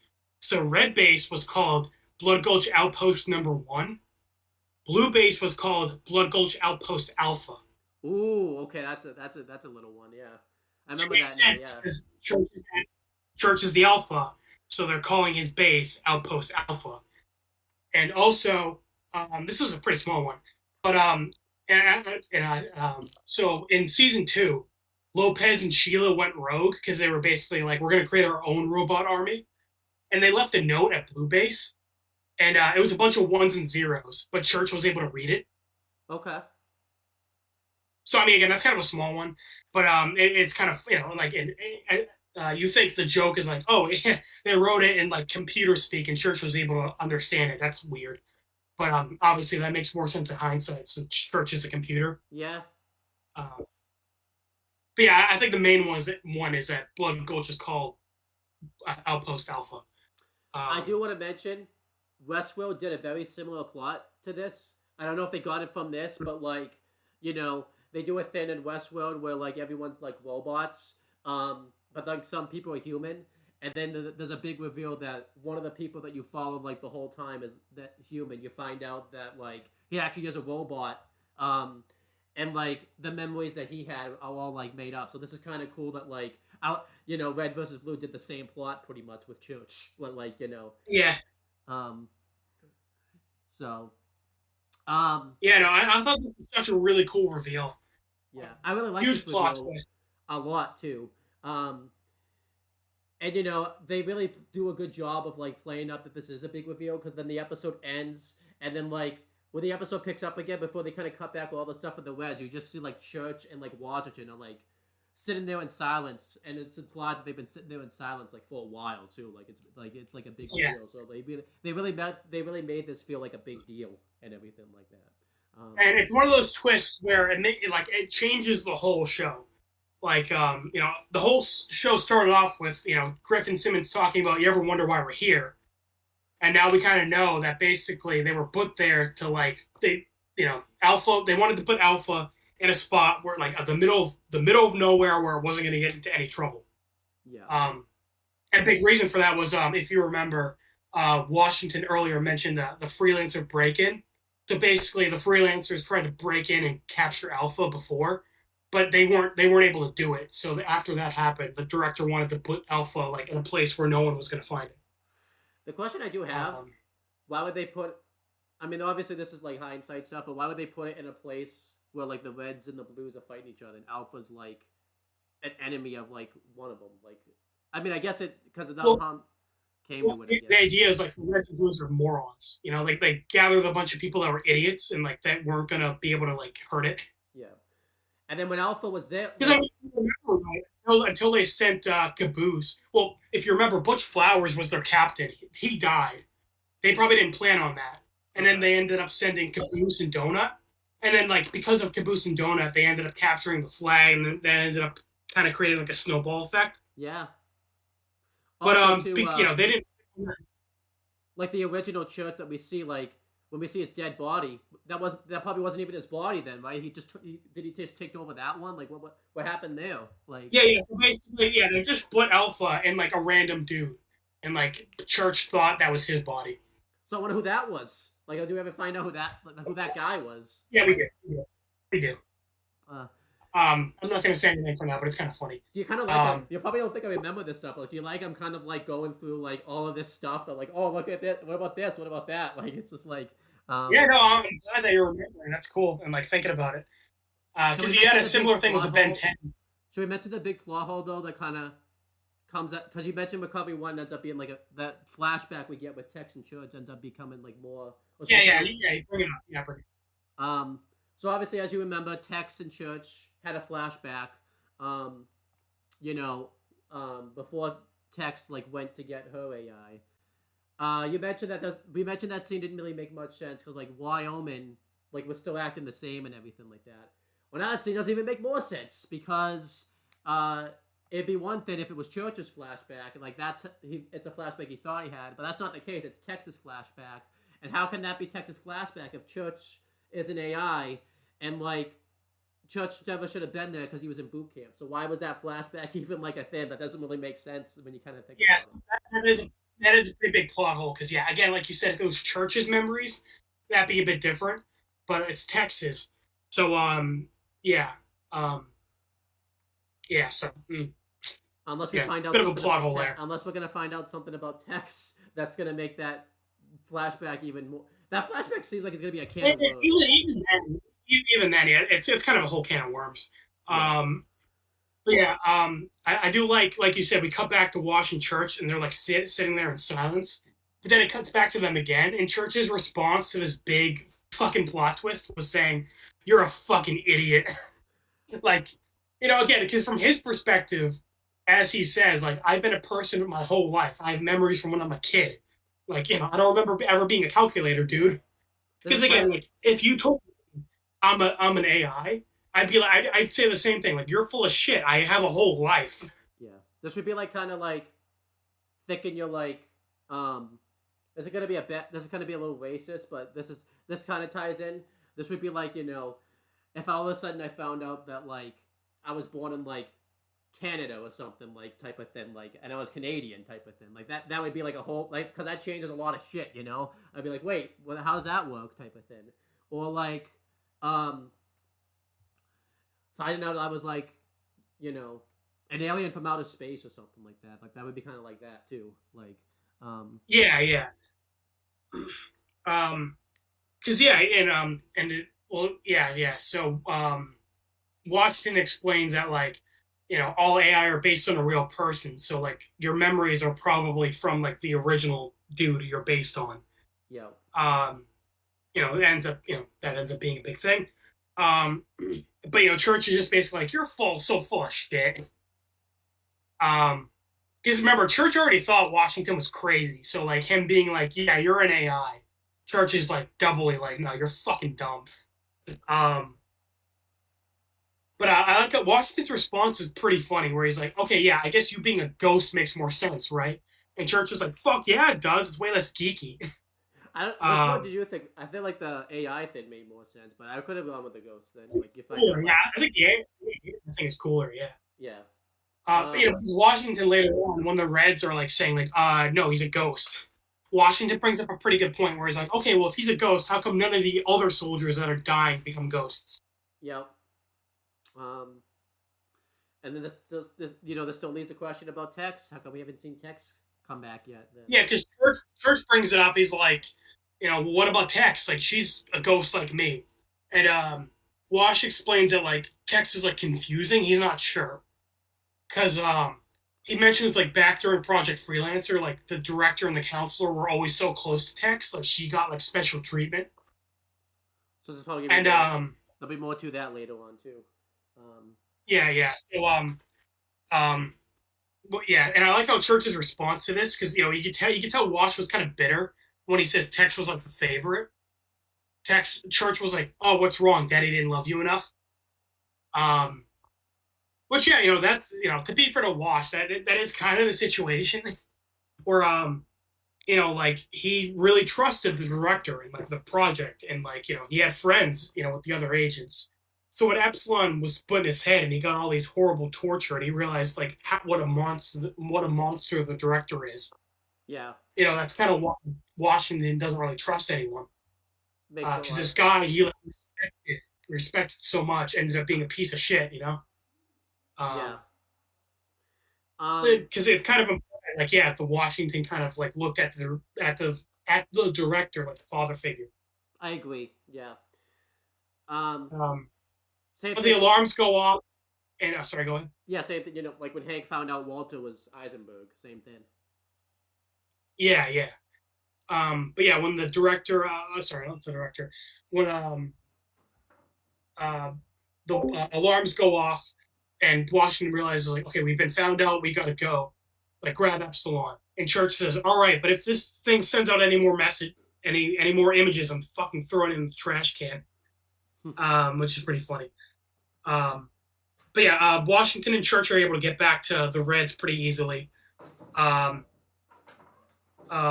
they find out that the Reds deleted the Blues from the database, and Church is upset about this because he wanted to use it, uh, pull up his profile to prove to Watch that he's a real person, Yeah, but they can't. And I also like Church's response where he's like, "Great, now I don't get a paycheck. Thanks, assholes." and I was even asking, Um, was he getting a paycheck? Like, cause I, his, there's still, yeah.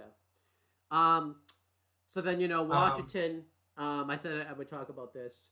Um, yeah, you know, um, this is where we find out the meta showed up, and Washington planned for that to happen. So then, what Washington plan is he's gonna have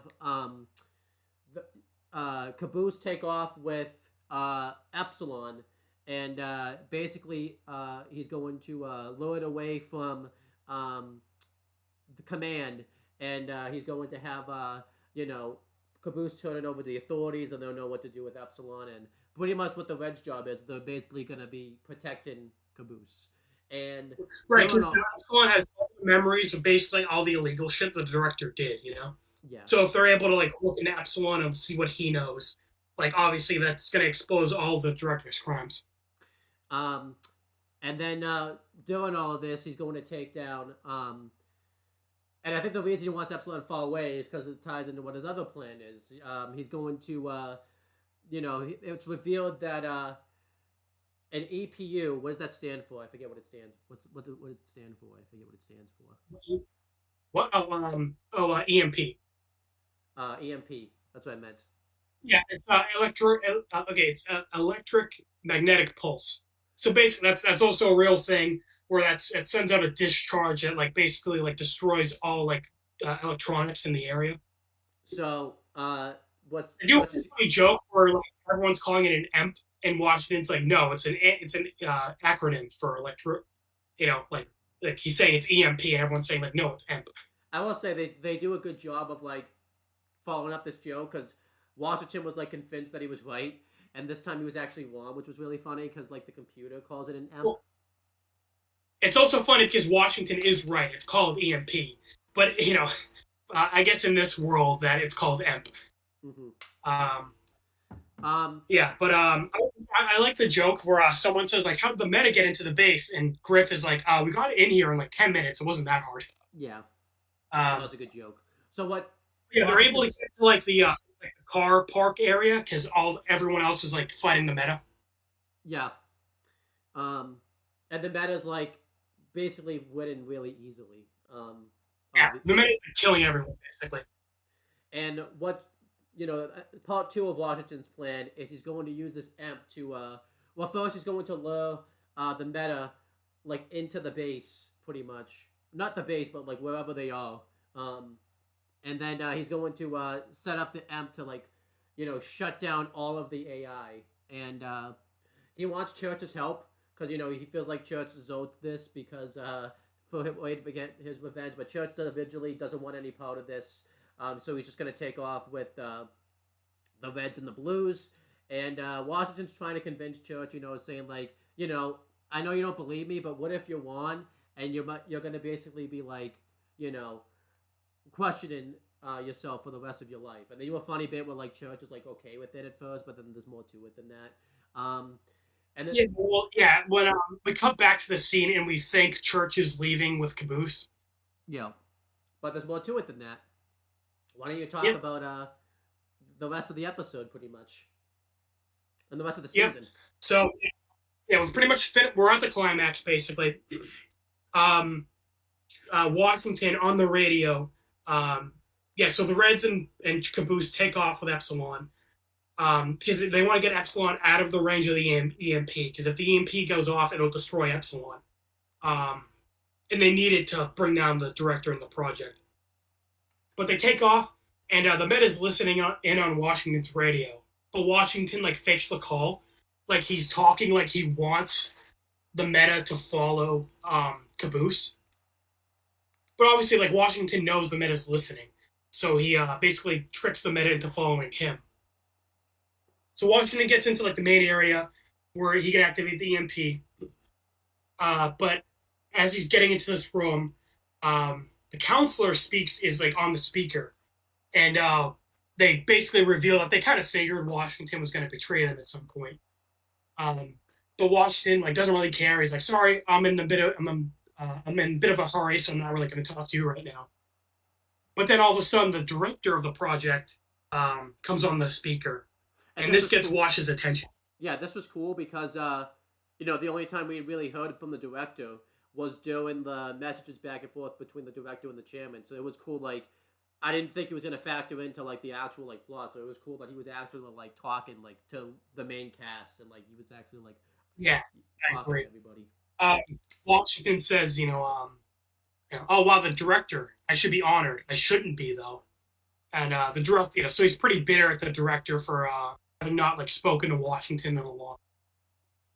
And we get And the director Washington says his name. The director says Washington's real name too. Wasn't it like Dave or something like Yeah, that? that was great. Yeah, it was David. Yeah, the director says, yes, I'm sorry, it's been so long since we talked, David. May I call you David? And Washington says, no, you may not. You gave me my new name. You should. The least you can do is call me by it. I like that. Kind of, like I said, kind of showing that Washington really respected the director. Yeah. That the director gave Washington his new name, and like he's basically saying like I'm not David anymore. I'm Washington, and like you made me this way, so call me by that name. Um, I like that. I think it's interesting when characters kind of like throw out who they used to be and kind of like go by a new name. Yeah, that's You haven't seen Star Wars yet, but Darth Vader, he kind of says like, my old name is dead to me, like I'm Darth Vader. That's kind of like a similar thing where I think that's really interesting. I Or mean, even Church here, find out where he's kind of like, no, I'm not an AI, I'm a ghost. Like fuck yeah. off.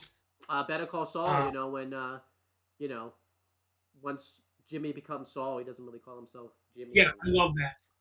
And or like Light and Kira, Walter Heisenberg, Saul and Jimmy. Yeah, it's kind of that's a big thing in characters I like, where they kind of throw out their old name and kind of take on a new one. Yeah. Um, but Washington begins to activate the EMP. The meta is about to break into the room, but the director like turns on like a security wall, so the meta can't break in. Oh, I thought Washington Uh, did. I thought Washington did. no, the director turned on this wall. I'm pretty sure. Okay.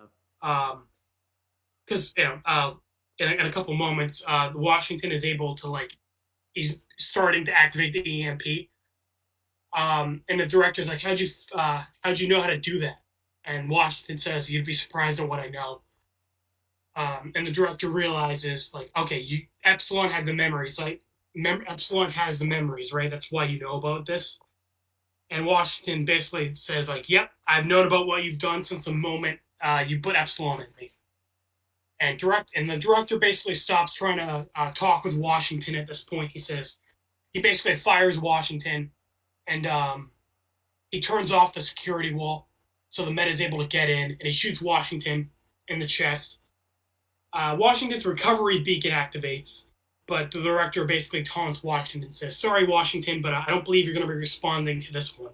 I liked it because like we had seen that he's responded to every single one for the most part. So this was kind of this felt like this taunting felt earned. It wasn't like it was like it would have been weird if like we didn't see him respond to other ones and this or like we only seen him respond to one. So this was a good like Yeah, Washington has basically been, yeah, like you said, responding to every single one. But now he's the one having his beacon activate. Yeah. But the director tries to command the meta to, kill Washington. And, like, in exchange, he'll let you. But the meta's like, no, I want to meet the alpha. Let me meet the alpha. But the director's, like, saying, no, the alpha's not here. It's far away. Like, do this, and then you can meet the alpha. But Washington, we get the reveal that Church didn't leave with Caboose. Washington says, why wait? Also, too, the way that they're able to get like the alpha to, not the alpha, the meta to kill it is not the director, but like the other person who's the person The council. like the council, like even like kind of compromises, saying like if you deal with this, we'll let you meet the alpha and everything like that. Yeah, because the director's like basically saying like, no, you're not going to meet the alpha, and then the counselor kind of chimes in. They'll be like, okay, Meta, you can meet the alpha, but you got to do this for us first. So it seemed like the council was kind of like the middle, like he was kind of like yeah, trying to. Well, that's kind of his job to kind of like try to be the mediator. yeah. But yeah, the Washington says like, why wait? You can meet the alpha right now, and then it's cool. We see because every time we've seen Church in like his ghost form, he's been like the size of a normal person. But here we see him like the same size as like Delta. Yeah. And then it's really cool. We see like the meta and like all the AI surrounding him. Oh, it was awesome. And it's we see Delta in there too. Kind of sad, like Delta was like an ally, but now that he's part of the meta, he's like a villain. Yeah, that's really sad. What's really cool was like I like that like it cut to Caboose and everything like that. And it showed Church like body fall off and everything like that, like kind of showing what was really going on. What makes it cool too is like when we've seen Church bounce into people's bodies, like that's now we know like that's what like the AI see when they're actually inside people's bodies and everything like that, which is really cool. Like that's what you actually like. Yeah, That's 'cause, Washington mentioned it earlier. I think I pointed it out that he says Omega inherited that trait. Now we know. So Alpha and Omega are like the AIs who can like jump and possess people. yeah. So Omega got straight from Church. Yeah. Um, I like Church's response to like being in. Also, this is a really cool reveal because, as you said, Washington's whole thing is like he doesn't want an AI in his head. So it makes sense. Like the director wouldn't even imagine that he would have Alpha go into his head. Yeah. And I like Church's response. He's like, "Wow, I can see why you didn't want anyone in here. You got some messed up stuff." Yeah.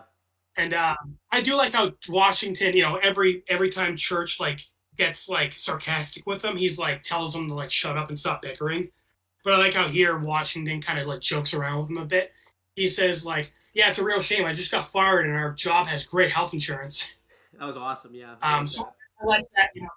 This whole season, Church and Washington like haven't liked each other, but I liked how here they kind of are able to like work together. And again, this is a huge moment because like, whoever would have thought that like, Washington like would have had an AI go inside him after all we've heard about it. Like, this made that moment really special. And this is a big moment for Church because even at the beginning of the season, like he didn't want anything to do with this shit until Tex was involved, and that's kind of how Blood Gulch was too. Church like didn't want to be involved with all this crazy nonsense, but he kind of just got roped into it.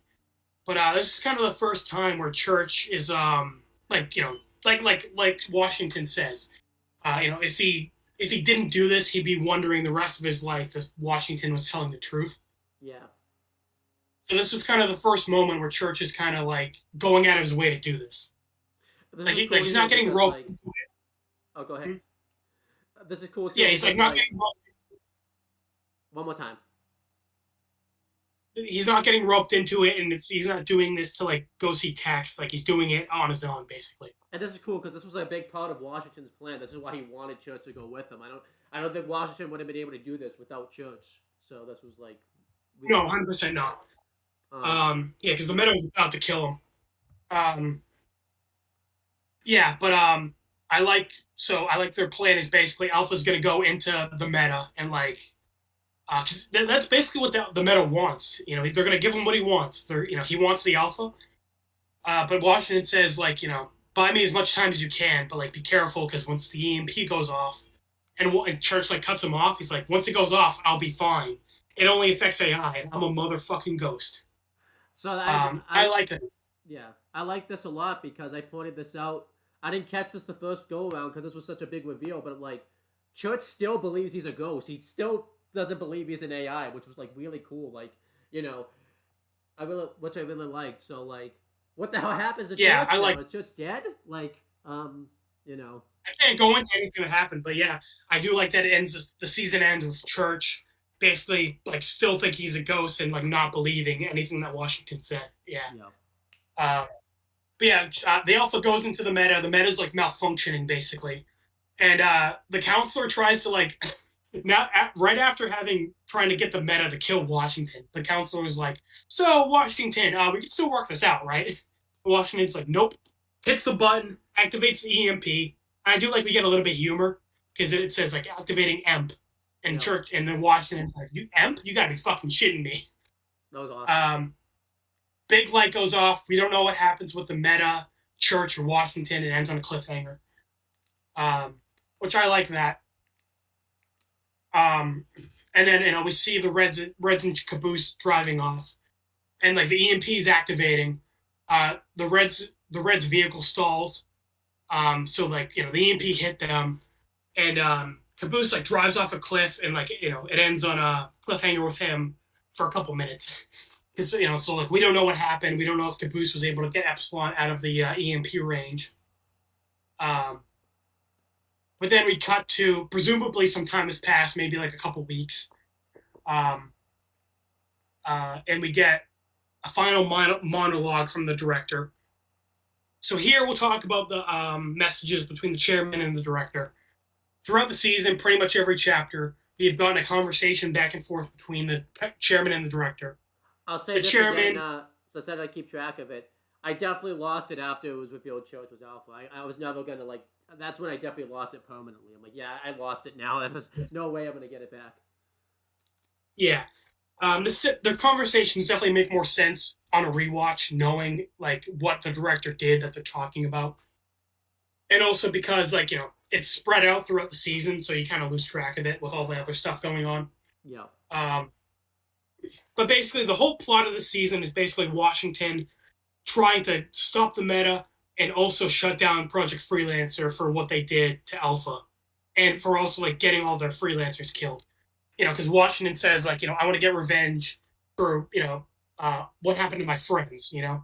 Because their AI experiments created the meta, and that got North Dakota and everyone killed basically.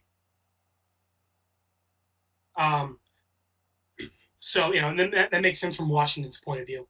The chairman of the UNSC subcommittee. I like this because it's kind of like a real thing where the governments will kind of like overlook certain criminal activity during a war, but once the war is over, like they kind of have to like go back and like see. Yeah.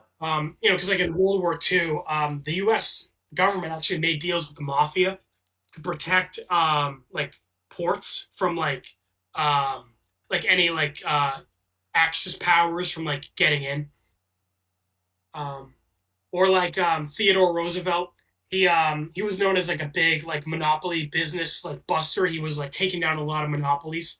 Right. But once the war broke out, he kind of had to make deals with these monopolies to like kind of keep the economy going. I remember that. Yeah. Yeah, so it's just it makes this is like based on like a real thing that happens, and with governments where basically Project Freelancer, they kind of had to give them like they couldn't really be like on their backs when the war was happening, but now that the war's over, they're like looking more into into what they were doing during the war. And the big reason this investigation started was because of the Meta's rampage, and the Meta going around stealing AIs, and it's like, wait a minute, how is he stealing multiple AIs if you're only supposed to have one? Right. And I like how this investigation started off pretty like cordial. Like the chairman was being pretty polite, and the director was like kind of just like evading the questions. Then it got passive aggressive. The chairman basically started interviewing freelancer employees without the director's knowledge, because the director was like beating around the bush. Then it got pretty aggressive when the chairman like just basically confiscated all the freelancer records and was like going through and seeing exactly what happened. What I really liked then, is they made it set the tone for this whatever scene was stolen. Like it got aggressive. Like I think around the time when they invaded Command. Like I like that they set him, like they made him fit the tone of whatever scene was about to kick off next, which was really good. Yeah. Yeah, it started off calm. Then they got to like passive aggressive around like O'Malley's base, and then like you said, it got aggressive around like Command. So yeah, as it got on, it got more and more hostile. Because I feel like the placement is going to be important. Because if they had screwed that up, then I don't think these conversations would have worked as well. Like if it got like aggressive like right away, that would have just been like stupid. Like it's like okay, there's no point here. So. Yeah. Right. It's also like as the chairman's finding out more and more about what happened, like it also explains why he's getting more aggressive. Yeah. And I like we get a lot of like insight on what the director thinks of this. He's like defending himself, saying like we were at war, and like these aliens would have wiped out all the humans. Like when you're in a situation where you're facing extinction, like every other method is like preferable. So I kind of like his mentality of like, he tortured the Alpha, and that's a horrible thing. But in his mind, it's like either we do this or like we're all gonna die. So like obviously it's a really fucking shitty thing, but like I get why he thinks that. Yeah, it's like why a lot of people talk about dropping the atomic bomb. Like, ooh, was it a good idea? Kind of that's kind of like the. Or even in Yellow Jackets, we're finding out that they like cannibalized in the past, and it's like, I mean, you're in a survival situation where it's like you're gonna die, so it's like it's really horrible. But like when you're in that situation, like can you really be thrown around right and wrong? I mean, obviously, this is a one maybe we can't, but like, it's a lot of people what they come back to like when it was revealed Walt poisons Block. A lot of fans have theorized like should he have poisoned Block? Like a lot of people say we should put ourselves in a Walt situation. Like would we have type of thing if it meant we were gonna die? Right. Where Walt, as far as we knew, like his whole family was gonna get killed by Gus. Yeah. We're like, I mean, like, yeah, it's horrible to do, but at the same time, it's like you don't, like if you were in that situation, what would you do? Yeah. So, basically, Washington's whole plot line is trying to gather evidence to arrest the director and shut down the project. And at the same time, the chairman is also doing the same thing, investigating the director and kind of trying to shut down the project once he realizes, well, like how much illegal shit they've been doing. Yeah. So basically, the chairman ends off with saying that the project is being shut down and the director is being placed under arrest. Like they're going to find their director and arrest him. Yeah. Then we get the director's final message. I like how before the director was like super hostile and was like, I don't give a damn what you think of me or my work. But it ends with him kind of being calm. With him, like now that he's a wanted man, he's basically like, it's unfortunate, but I kind of figured this would happen. And like, I am proud of the work I did. And he talks about we get a bit more of his past, where he reveals that he never got a chance to serve in the military, and nor did he get a chance to lay down his life. But he always wished he got that chance. He reveals that he lost someone in his life a long time ago, and the memory of her has haunted him his whole life. And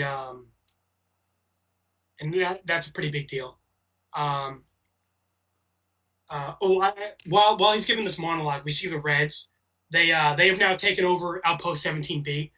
Basically, the UNSC, which is like the government, gave them the bases for like to say thank you for helping shut down the project. Which is cool. Cool for the Reds. Yes, like we went to that location a few times during the season. So now it's cool that this is like their new blood gulch, basically. I like that, yeah. Yeah, so the Reds are at Sarge, Griffin Simmons are at one base, and then Caboose is by himself at the other base. Because obviously Church, we don't know what happened to him, and Tucker's off doing his own thing. And Sisters still at Blood Gulch. And Lopez. Yeah, and Lopez is at the red base at Blood Gulch, yeah. So the director continues his monologue, saying how, torturing the Alpha like that is a crime. But there's one thing that you need to understand for this to make sense. Every AI is based on a real person, and our Alpha is no exception. So while we can be put on trial for the crimes the crimes we commit to other people, you can't put me on trial for the crimes I've committed against myself. Which yeah. And I love this quote because this is going to make a lot more sense later on. But I love this. It really sets up who the director is, and kind of like what we're going to deal with him. Should I talk about first before you get to this quote? I think I missed this quote originally, so should I tell my story and then you can say what? Yeah. So I was going through all of this. I think I got to the point where like Caboose is at his base by himself and he's gonna try whatever he's gonna try with Epsilon, and then the screen like went dark. So I was like, okay, that must mean it's over because there was there was no monologue or anything anymore. So I like took my headphones off, and I just saw like the like credits pop up. I'm like, wow, it's great season right there. Got a pretty great reveal. I'm really excited about this. So then I think I watched the episode again a few days later. And I had my headphones on, and what's the quote, AJ? Yep. So the director says, when you come looking for me, you're not going to find a fight. You're going to find an old man whose whose mind is filled with memory more than hope. You're going to find an old man who is tired, but who's satisfied he's done his duty. Sincerely yours, the former director of Project Freelancer, Dr. Leonard Church. So not only do we get the reveal that Leonard Church, the guy we've been with since season 1, is an AI, but the original Leonard Church, the guy he's based on, is the director of Project Freelancer. This is just so cool too, because like his AI pretty much took him down. Is like what kind of took him down at the end of the day. His own AI. Well, he tortured himself, and then his own AI came back to bite him in the ass, basically. Yeah, and got him and now he's a wanted man. And this makes sense too, because like the AI version of Church. I know it's gonna be weird now to talk about, but he's always haunted about like Tex and like what's happened to Tex and everything like that. That's how the actual like Church in real life is like missing something and everybody like that. Like that kind of that makes that whole thing make sense and everything like that. So yeah. Well, yeah, when the director says her, and obviously there's this big mystery about what Tex is exactly, because Church is an AI, so it's like, what is Tex? So, this, and now the director is saying he lost someone very dear to him, and it's a her. It's heavily implying that, like the director basically had his own Allison, essentially. Yeah. Much like Church and Tex. Yeah, so I really love that. And okay, because we've been hearing this guy talk all season, and Project Freelancer has been a big thing since season 1. And then, we were introduced to this guy, the director. He's in charge of the whole thing. And now it's like, who is this guy? And he's Leonard Church, he's the original Leonard Church. The guy we've been following is like his clone, basically. I know. And like this guy is basically responsible for everything. Tex, Wyoming, Gamma, Omega, like all the villains. He's the reason all the Reds and Blues are in Blood Gulch. He's the reason Wash went crazy from Epsilon. He's the reason the meta went crazy. He's the reason for South Dakota going bad. The director is, like, from seasons 1 to 10, honestly, even beyond season 10, he is, like, the guy who's responsible for everything, Yeah. And he's super fucking, like, he might be my favorite character in the show. When I mentioned earlier, like, his logic of, like, he's like basically thinking like it's like I need to torture the Alpha to give humanity a fighting chance so we don't all die. And it's like, and obviously, as I said, like he lost someone very important to him, heavily implying it's like Allison. Finding out this guy and like how he became the way he is. He's a piece of shit. He's a monster. He's a horrible person. But like discovering how he became the way he is super interesting. I'm really looking forward to the future seasons. Me too. I can't wait to see this. Yeah. Yeah. Well, awesome reveal. I think the Alpha reveal is better, and like it's the one everyone talks about, but this one is like super good as well. Like it's a close second. Yeah. Two of the best. Probably we got like two of the best scenes of the whole show in basically one season. Oh, yeah. Both of these moments are like top 5 moments in the show, like easily. Yeah. Just and they both happen within like an hour of each other. Yeah. So yeah, season 6 is awesome. I love this season. I'm so happy we finally got to it. I'm giving this season an S tier. I think it breaks the scale. I love it. All the characters are really good. Everything for the most part makes sense. Even though we gave a few critiques of what we would have done differently, I think that reveal of Church being an AI and Leonard keeps it in the S tier. Like without those, it'd probably just be A+. But that, that's really S tier. Honestly, every critique we've had has been like fairly minor. Like every season we've had, there's been like 1 or 2 big things we have an issue with. we really don't have many issues with the season. Everything's pretty like airtight. Everything's awesome, yeah. And I can't wait to see. It made me. I think what's good about the season is you have to rewatch it like a few times too to really get the full picture. Like that's what's really good about a season of the show. I feel like you shouldn't have to just watch it once. Oh yeah, Like, yeah, because like there's this big mystery of like what the meta is, like what's going on with Project Freelancer, like the alpha. There's a ton of mystery in this, and you know, like it really, it's like it's one of those things where going back to it, it's better on a rewatch. You know, yeah, like I feel like if you can go back to something and it's even better going back to it, like you've done a good job. definitely. But yeah, that's pretty much Because like season 1, 2, Blue, going back to it is rough, but like this season is like amazing coming back to it. Definitely S tier. I love it. Yeah, it's awesome. Looking forward to the next RVB video is going to be RVB Relocated.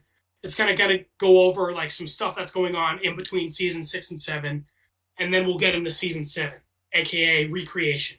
Yeah, so that's pretty much it, guys. Thank you guys for watching this video. Is there anything you want to plug or promote before we sign off? Let's pause. I've been tired as shit from my new job, so I haven't uploaded anything, but hopefully I will eventually. Obviously, you can check out other stuff on this channel. Go to the old CM Brothers, which is now the FTW Productions channel, if you want to check out our past Red versus Blue videos. The Blood Goats era. It's on that channel. And obviously, check out this channel for the mini-series review. And then obviously check out, our other stuff that we do, our Yellow Jackets, Danny Phantom, Avatar: The Last Airbender, Breaking Bad, Death Note's on the CM Brothers channel. But all that stuff you can check out, on cross both channels. Wrestling Fortune 44, where all my wrestling stuff is. And AJ's been making a few appearances on there with GM Mode. I knocked him down to last place because I kind of sabotaged him a little bit. So, that